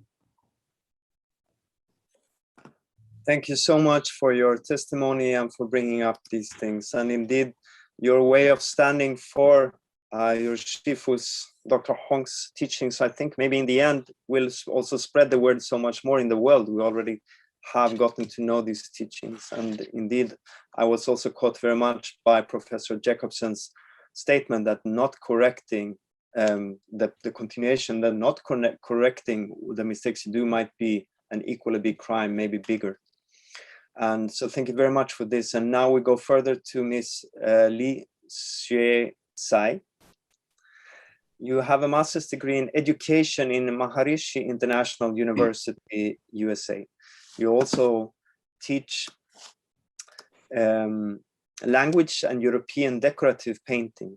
You hosted official events in the Taipei Representative Office in the Netherlands and enjoyed your work at the Royal Delft, serving the Dutch national treasure. So far, Ms. Tsai has traveled 30 countries and is also a volunteer and attends often international conferences of human rights and at the UN NGO conferences. The floor is yours, Ms. Tsai. Thank you. Thank you, Konrad. Hello, everyone. I'm Li-Hsueh Tsai, and I have lived in the United States and the Netherlands for nearly 30 years. Since youth, I had been sick. My days were filled with injections and medicines. So having been searching for a permanent cure for my illness all my life, I finally became a Taijimen Dizi in 2015. My Shifu, Dr. Hong Daozi, told me to let go of my attachments and get rid of my bad temper. Body, mind, and soul are interconnected. After practicing Taijimen Qigong, I have regained perfect health. I'm very grateful to Dr. Hong. I'm willing to follow my Shifu to practice self-cultivation, to learn to distinguish between right and wrong, true and false, good and bad, and to manifest the fairness and justice of the innate human rights. While living in the Netherlands, a people-oriented country, I've experienced the cultivation of human rights education starts from a young age. Since my daughter's first grade till her high school, almost every year, her teachers took her and her classmates to the House of Representatives of the Dutch Parliament in The Hague to listen to the parliamentary questioning, and then went back to the classroom to do group exercises on it. They learned human rights, critical thinking, and speak out for their opinions and propositions. Dutch government, the Ministry of Education, society, schools, and families all value human rights education. Human rights education is a lifetime education, a basic quality of being human. Being a Taijimen Dizi, I've learned compassion, bravery, and true wisdom from my Shifu. After learning about the Taijimen's unjust case and the sufferings of the Taiwanese victims of taxpayers' human rights, I realized that Taiwan government disregards human rights and that Taiwanese people must be self-reliant. People must unite to urge the government to perform its duties. Coveting job promotion and bonuses, a few officials in Taiwan used public power and the tax laws to frame and persecute Taijimen for 25 years. But the Taiwan government neglected it. If a government keeps silent about the persecution committed by its officials, it is an accomplice. It was a proof that Taiwan's complete failure on human rights and rule of law education, which in 1996 prosecutor Huang could prosecute Taijimen by using an indictment of raising goblins. On December 19, 1996, the government violated the principle of secret investigation and allowed the media, accompanied by prosecutor Ho, to film the search in the Taijimen academies. A lawsuit before it was filed was publicized immediately. Gullible Taiwanese people believe the media statement. What does this phenomenon mean? This means the Taiwanese people do not have knowledge of law and human rights literacy to do critical thinking, so that prosecutor Ho and the media could use public opinion to lead the case. Those incapable of critical thinking have no more moral courage to come forward to protest. This also means that Taiwan government feeds its people of education of fools. It only informs the government's rights and people's obligations, but does not inform the government's obligations and people's rights. On July 13, 2007, the Supreme Court ruled that the Taijimen was not guilty and did not owe any tax. Taijimen Shifu and Dizi, who were illegally detained, also received compensation for unjust detentions and convictions from the state. All illegal tax bills should have been revoked, and this case should have been over. But Taiwan's Taxation Bureau continued to impose unjustified taxes on Taijimen. At the end of June 2020, when the Administrative Enforcement Agency of the Ministry of Justice announced that the auction of Taijimen Shifu and Dizi's pre-reserved lands for building dojo. Based on human rights, I joined the protests in different cities of Taiwan. For several months, every morning, noon, and afternoon, we Taijimen Dizi went to the Shih-ju branch of the Administrative Enforcement Agency to hold protest banners and hand out flyers. While fighting silently and peacefully, we promoted knowledge of law and tax and educated people to face up to taxpayers' human rights. During this period, we applied for legal right-of-way assemblies and processions for 19 times, but they were never approved by the Hsinchu city government. The temperature during the summer in Taiwan is almost above 39 degrees Celsius. Besides Hsinchu, I also went to the Shiling branch of the Taipei Administrative Enforcement Agency and the Ministry of Finance to do protests in Dutch for the Taijimen case with other Dizi. At noon, we were exposed to the big sun and sweated profusely. In the afternoon, we were baptized by heavy rain. Our clothes, shoes, and whole body were soaked with sweat and rain. In the evening, we went home to dry them, so the next morning we could once again go to the Administrative Enforcement Agency. We hope to recall the conscience of those illegal officials and hope that they will stop auctioning Taijimen's lands. Unexpectedly, on July 31st and August 21st, after the Administrative Enforcement Agency failed to auction Taijimen's lands twice illegally, they let the lands to be confiscated by the government. While live streaming in English at the auction place, I witnessed Taiwan's democracy, rule of law, and human rights being abused and raped by public power. Taijimen Dizi roared in rage for the injustice, their sorrow at their property being robbed by the government, their despair of appealing to justice, and seeing democracy and human rights being trampled, having left an imprint on my heart. Or a person like me, living in the Netherlands where human rights and the rule of law are highly valued, what I experienced on August 21st in Taiwan hurt me so much that I was speechless. After that, with other Taijimen Dizi, I went on Catalan Boulevard 3 times within 1 month and held protest marches with about 10,000 people in front of the Taiwan's presidential office with law and tax experts and scholars, but the mainstream media in Taiwan did not report these incidents.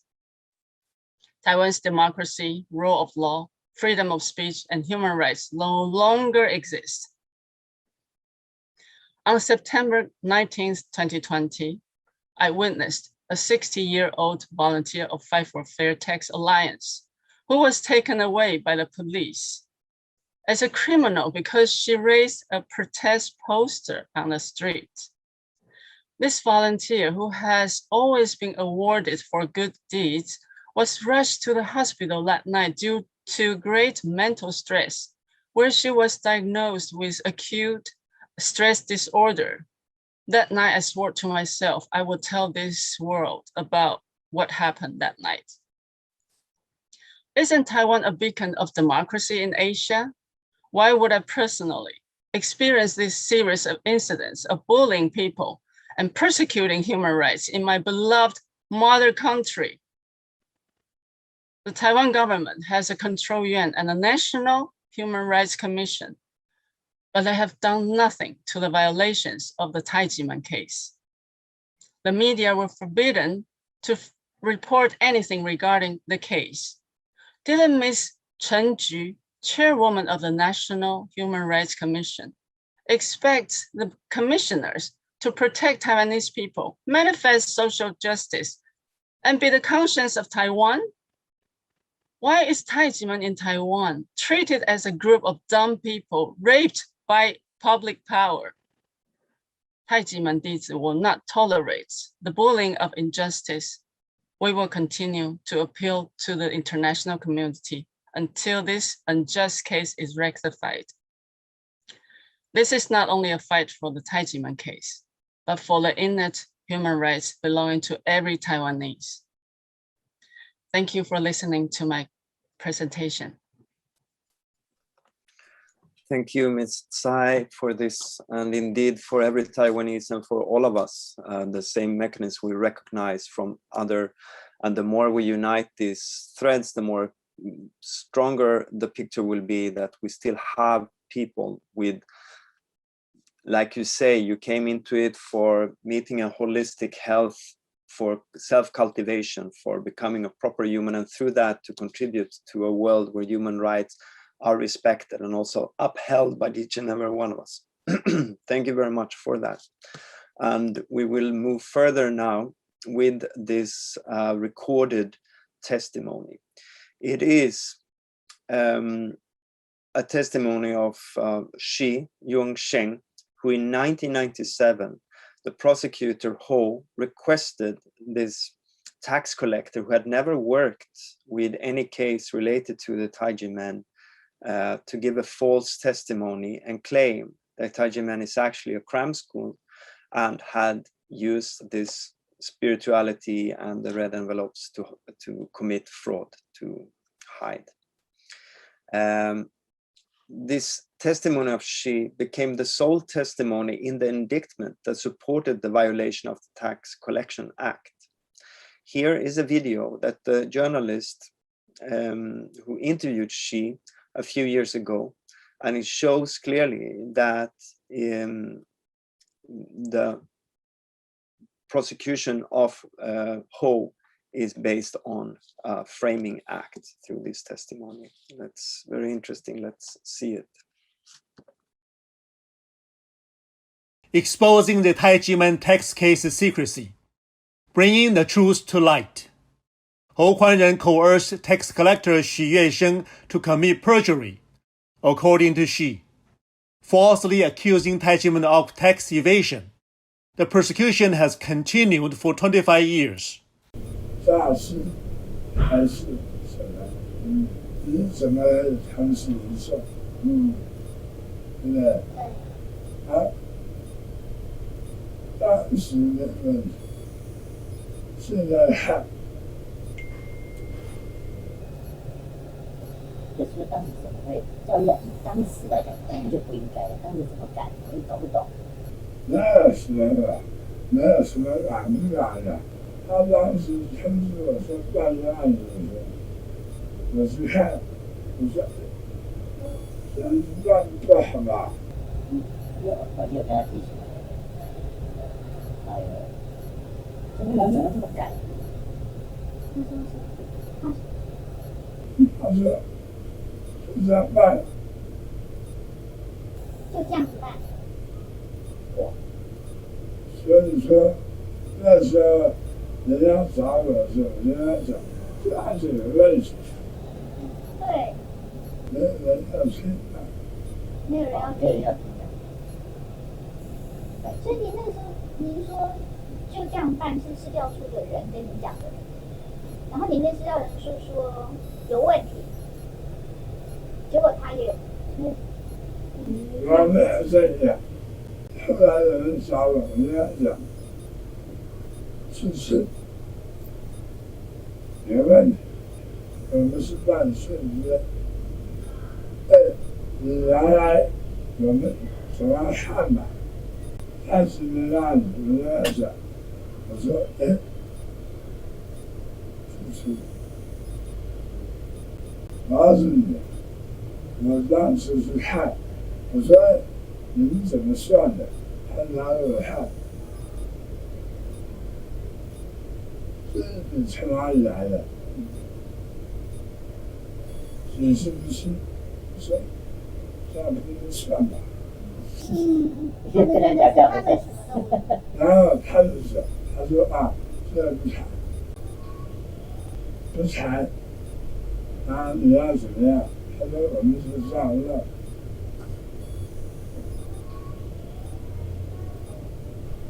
你们要想过，这就是要这么，人家找人讲去办嘛，去办啊，去办啊，他的意思就是反正就是这样办啊。我们。人家没有压力，我没办法，我就这样办。然后人家找我那没问题，是不是？妈说哎，那不成，怪我。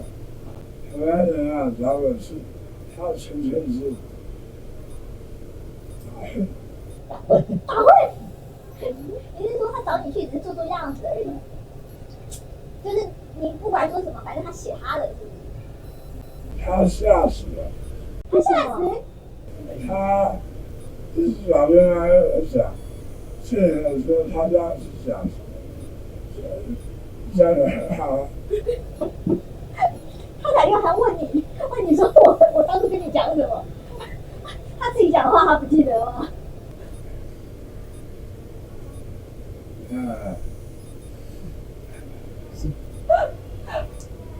吓死。他配合是调处吗？他执法。他执法。他执法。那时候10年前的案子，他知道是是这样，吓得半死。Hwang trumped up the Taijimen case. Due to the duress, the tax collector testified falsely against Taijimen. The illegal tax bills have been fabricated since the very beginning. The unlawful tax bills should be revoked immediately. The Taiwanese government should return to Taijimen the land it confiscated, which is intended for a spiritual retreat. So thank you for bringing this quite shocking testimony where the interviewed crown witness, so to say, testifies it to be a setup, a direct setup. Also, in other cases, we have come across how this willingness to follow orders in different ways within a system shows how corruption and discrimination can continue even within a system that else would abide to rule of law. And thank you again for bringing this testimony to us to shed light on this. We will now move to the testimony of Ms. Brenda Chen, who has earned a Master of Fine Arts degree in illustration from Savannah College of Art and Design. She is an experienced illustrator and graphic designer in the Bay Area, and she has the visualization talent to see the big picture and then go into the details to fulfill the project goals. So Ms. Chen, she's also a volunteer and has participated to several NGO conferences. The floor is yours. Hi, Connor. Thank you, Connor. Hi, everyone. My name is Brenda Chen. I'm also Xiaoxin Chen's daughter. I moved to the United States 18 years ago, partly to pursue the American dream, but mostly to escape the nightmare caused by prosecutor Hwang. When my dad was a child, his parents passed away. His life was full of pain and hardships. After practicing Qigong and cultivating his heart at Taijimen, he gradually regained his health and happiness. My mom, my sister, and I all benefited from his improvement because after he found his peace of mind, he became a wiser person and even gained a sense of humor. In 1996, without any investigation or evidence, Prosecutor Ho used the media to create a false image that Taijimen was an evil religious group that deceived people. Prosecutor Ho abused his power and detained Shifu, Shimu, and two other deeds. My dad was one of them. Because of the smear campaign, Taijimen became the subject of gossip. Every day wearing the Taijimen uniform received disapproving looks on the streets. My dad's career and reputation were ruined, causing us great emotional and financial loss. On Christmas Eve in 1996, there was no peace in my family. Even though my dad was not indicted, he was detained and could not communicate with others for 4 months by the prosecutor. My dad was the anchor of my family, was suddenly not there for us. We felt very insecure. Our house was searched, and the tape recordings I made for English learning were damaged by the investigators. We were scared and didn't know when my dad would be able to come home. Because the prosecutor could not find any evidence, he subjected my dad to hunger, fatigue, and threats, hoping to extract a testimony from my dad against Shifu. He threatened to detain my mom so that my sister and I would be without parental care at home. He was trying to force a fake confession from my dad. My dad followed his conscience and told the truth, saying Shifu's Kung Fu is real. The prosecutor was very angry and stayed my dad's detention by 2 months without any justified reason. While my dad was being detained, my uncles blamed my mom. She had difficulty in explaining to them what was going on. My sister even received a threatening note at school that said, "Don't ever think your family could avoid a trial." Before retirement, my dad was the chief financial officer of a large company and had an outstanding reputation. Because of the prosecutor's illegal investigation, his reputation was totally ruined. 2 or 3 days after my dad was released on bail, the bank called in our loan.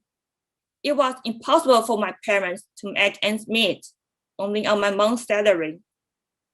My dad had to ask our relatives for help.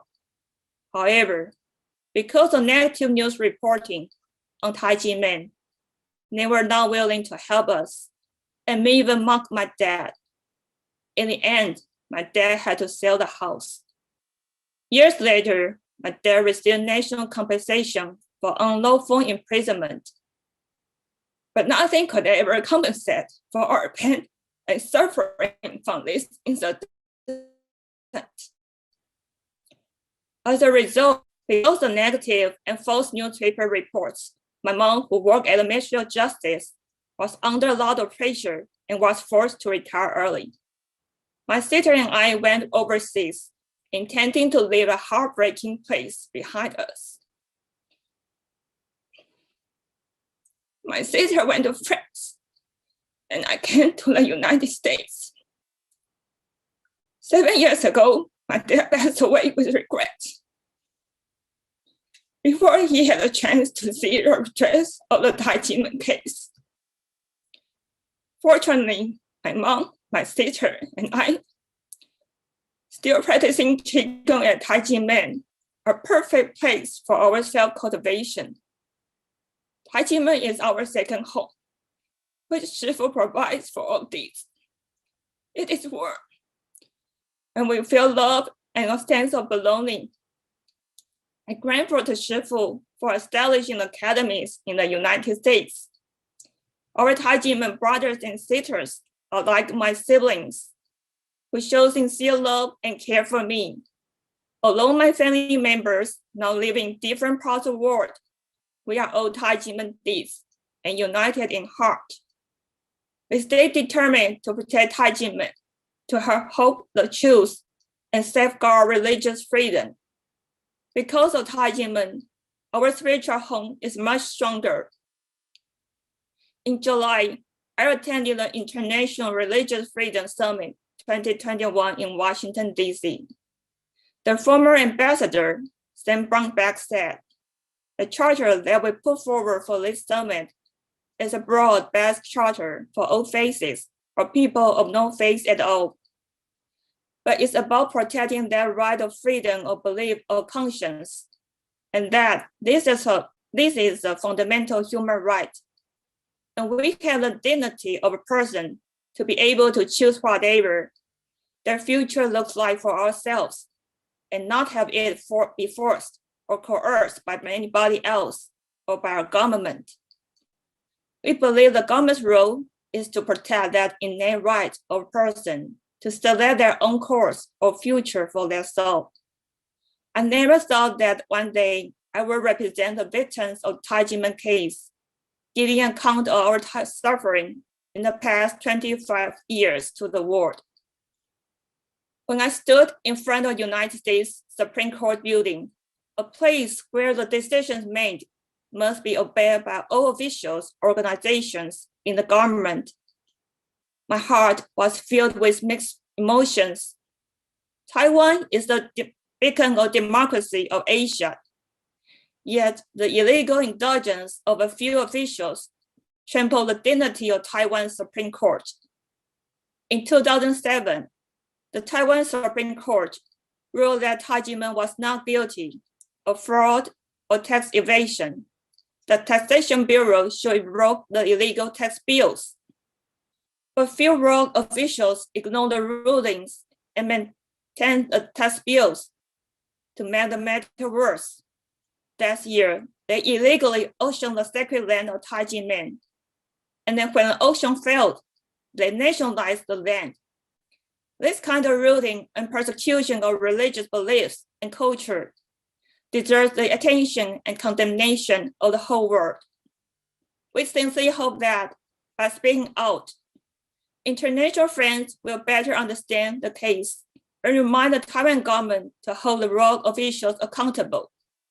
The unlawful government officials should admit to their mistakes, return the confiscated land belonging to Taiji Men, start the persecution of the freedom of religion or belief, and start hurting Taiwan's democracy.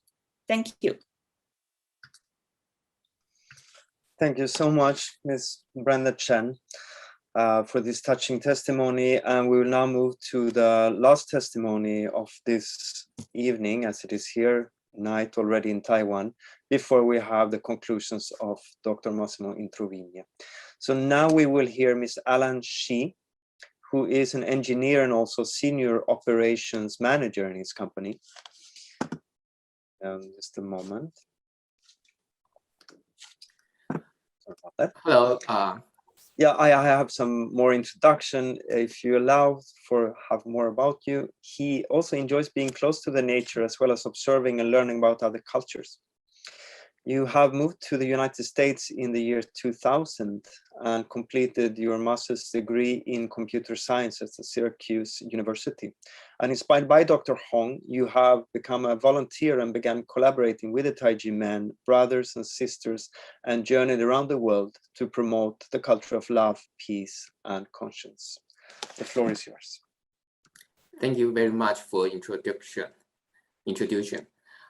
First and foremost, I'd like to express my gratitude to all the experts, scholars, and human rights activists who are here today. Thank you for your support, understanding, and efforts to help us and the Taiji men. It reflects what I learned from IRF Summit last month took place in Washington, D.C. One speaker said, "We don't need sympathy, but empathy." Since my grandmother passed away, my mom has missed her so much. One day, my mom was accidentally hit by a motorbike when walking on the street because he was thinking of my grandmother and didn't pay enough attention. Her two main tendons in her both shoulders was severely wounded, with one entirely torn off and the other nearly torn off. Due to the fact and consider her health condition, the doctor recommended that she undergo 2 different procedures. After these 2 major operations, she healed slowly and got exhausted quickly. The miracle happened after she joined Taiji men and practiced Taiji men Qigong. She made significant improvements in physical, mental, and spiritual health. Because this place is so good, she began referring Taiji men to our relatives and friends. As Ms. Han said, reputation is everything in Taiwan. My parents were under a lot of pressure from other family members and friends after the prosecutor made false accusation against Taiji men. This also affected my aunt, who was invited to join Taiji men by my parents. She tried to maintain peace and harmony in her family by stopping coming and practice Qigong because of her husband's strong opposition. My aunt passed away 3 years ago from cancer. My mother's heart was broken because she knew that if my aunt had not quit practicing Qigong because of the smear incident against the Taiji men by the prosecutor, she might have been healthy and alive today. My mother cried every time when she called her sister, but has to put the phone down and feel sad because my aunt was not able to take the call anymore. In my first year in the United States, my school hosted an event on Thanksgiving to welcome all students and encourage us to share our heritage with others. I share what I learned from my Shifu. It is not good enough when only me doing well. It's truly good only when everyone is doing well. I also share the benefits of practicing Taiji men Qigong. All my friends said that I was a lucky guy. I proudly responded I was from Taiwan. However, when I shared the same experience with other Taiwanese, they was nonetheless influenced by the thousands of rumors and false news disseminated at the time. One asked me, did Taiji men raise goblins? My landlord warned me, be careful, Taijimen is being indicted. My coworker simply refused to listen to my explanation. Despite it's been 14 years since the Supreme Court's final ruling of Taijimen with no frauds and no tax, the harm caused by the prosecutor Hall, his tactic of abusing authority, disseminating fake news, and manipulating media has never healed. This situation happened in my family even now. Taijimen is like a taboo.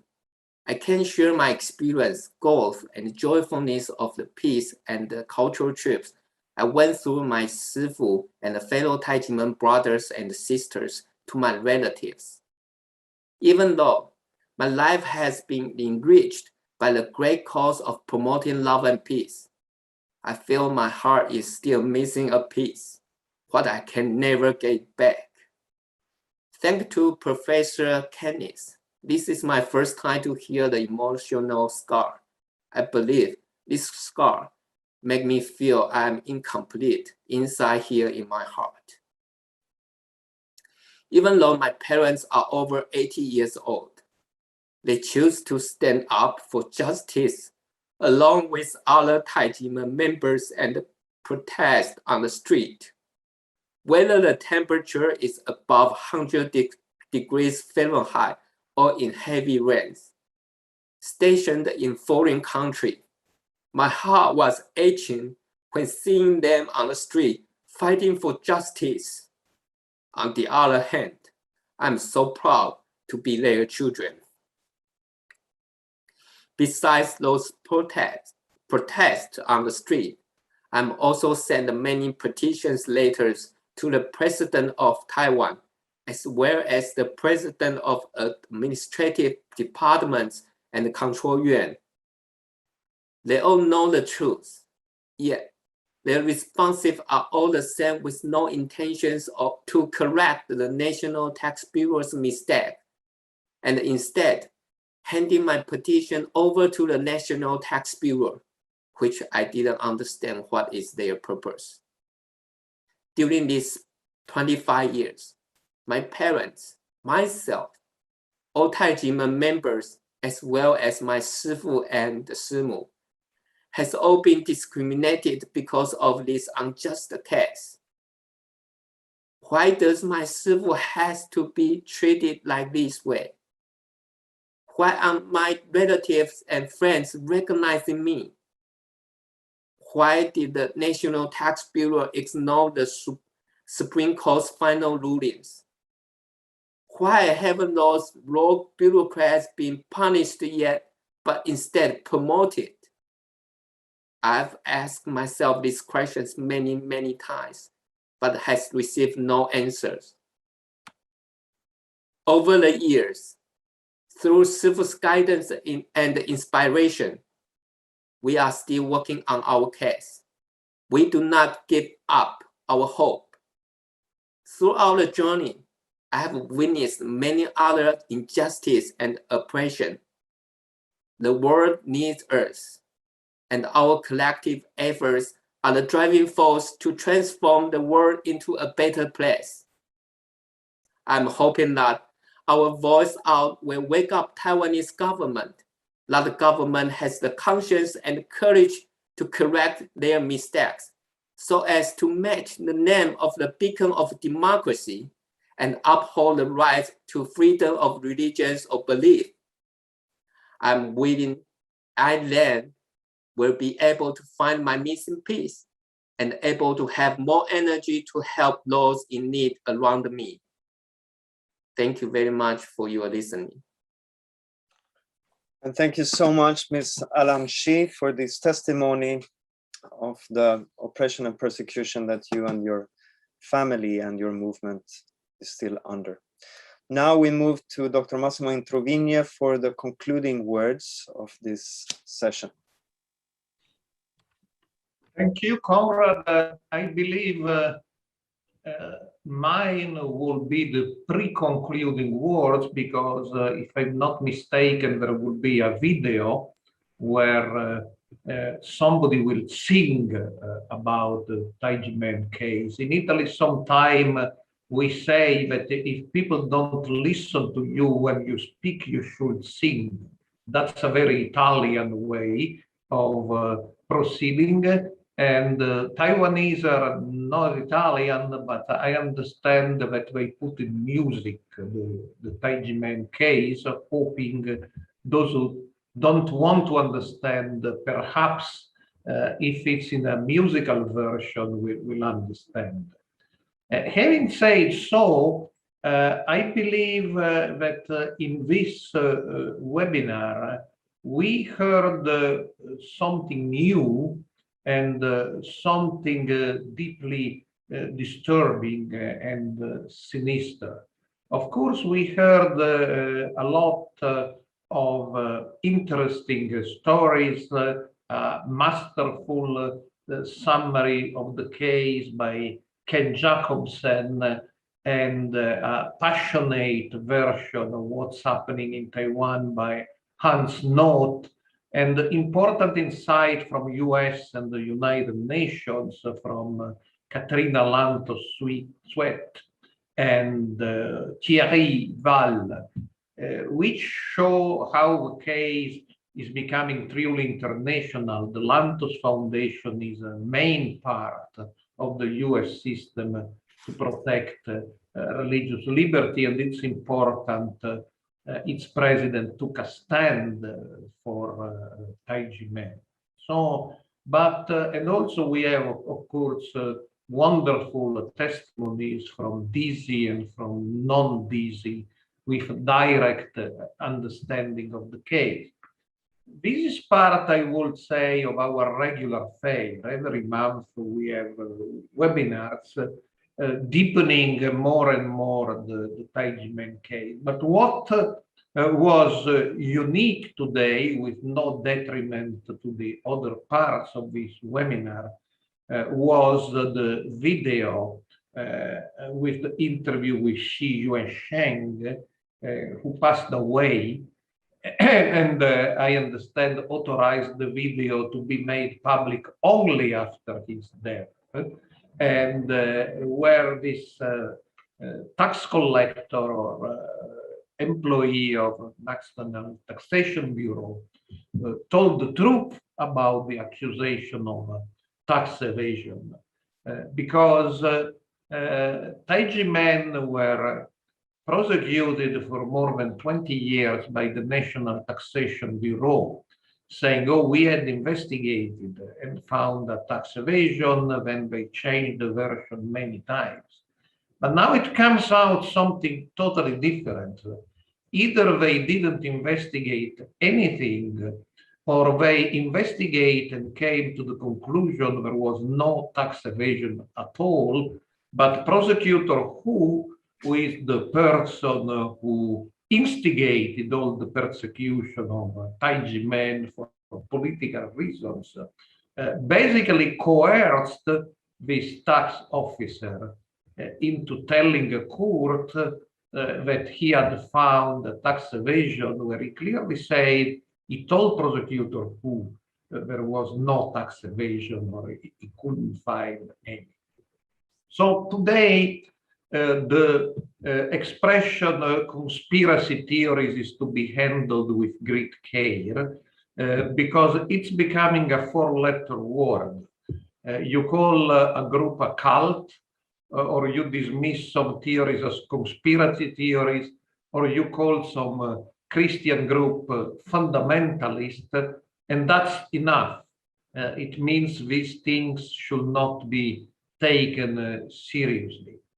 Now, I do believe that some religious movements commit crimes, that some fundamentalist groups look at the Taliban, actually are dangerous, but we should talk about a scholarly acceptable definition of the word fundamentalism.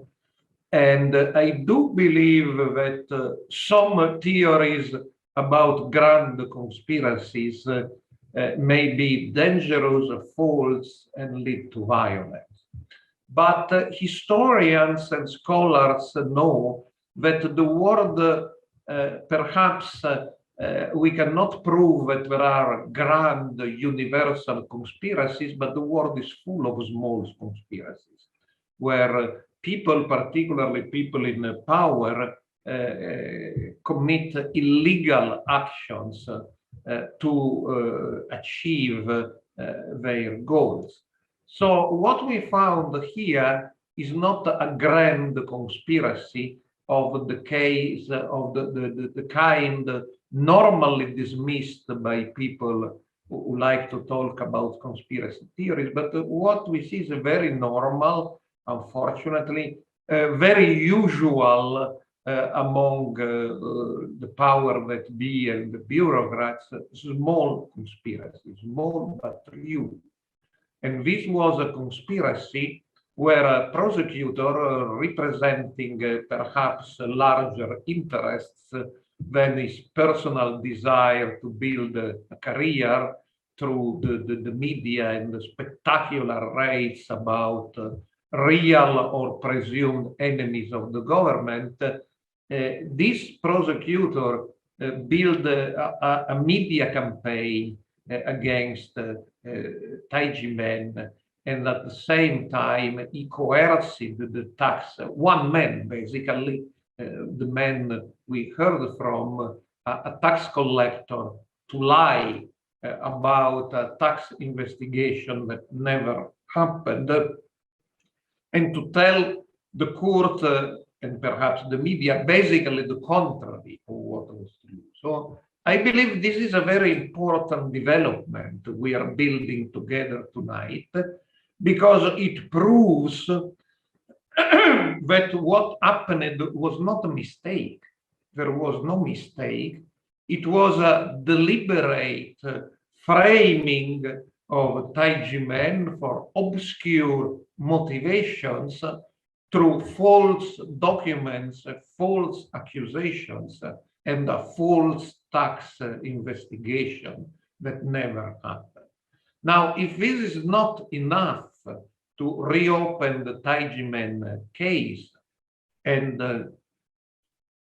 cancel the 1992 tax bill, give back to Taiji men their sacred land, I don't know what more is needed.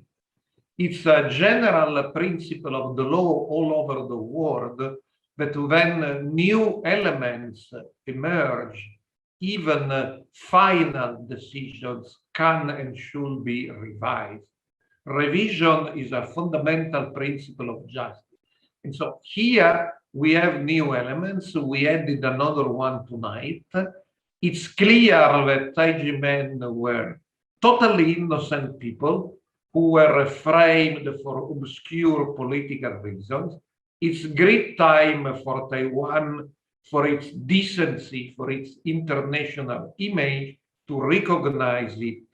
And it's a great time for Taiwan to rectify what happened and to punish those who were involved in this small but very real, very dangerous, very sinister conspiracy. So thank you, and we will close, I understand, this second webinar of today with a musical video.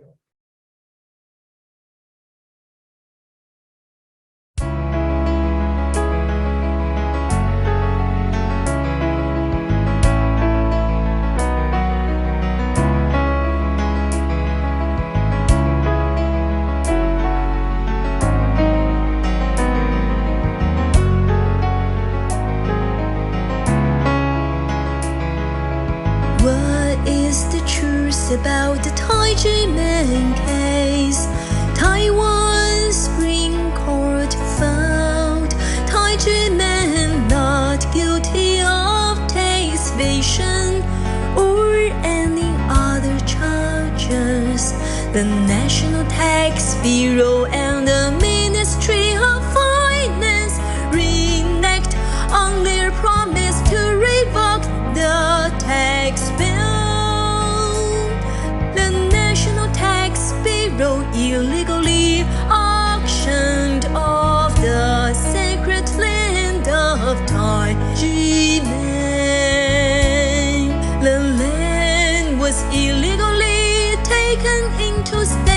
on the ship.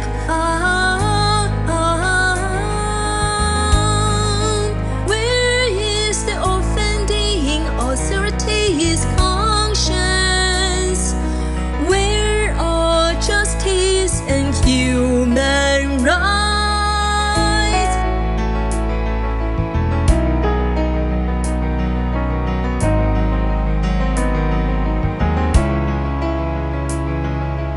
What is the truth about the Taiwan case?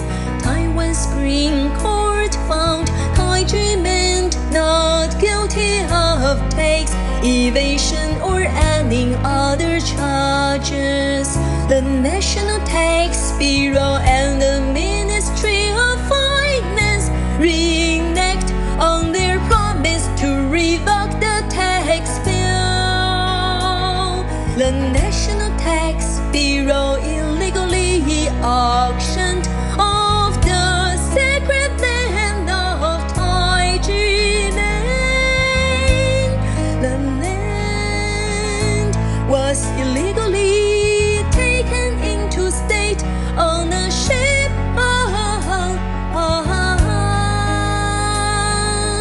Where is the offending authority's conscience? Where are justice and human rights? The righteous people are united with conscience to defend justice, human rights, and peace. The righteous people are united with conscience to defend justice, human rights, and peace.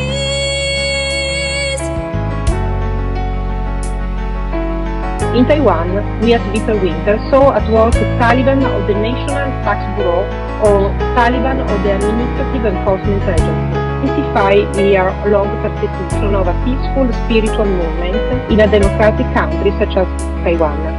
The Taiwan case is internationally exemplary and important, and yet we plan to continue our campaign about it.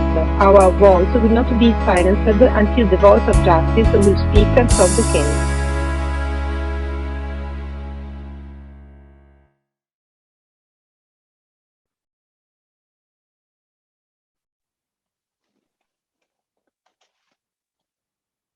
Then thank you very much, everyone, for being here today. We know it's night in Taiwan, very late night. I don't know if Massimo wants to say a final word. If not, we can conclude the seminar. So thank you, everyone, again. Cheng-Cheih, and see you next time soon. Bye, everyone. Thank you, everyone. Thank you very much. Thank you very much, Bye. everybody. Bye, bye, bye. Bye.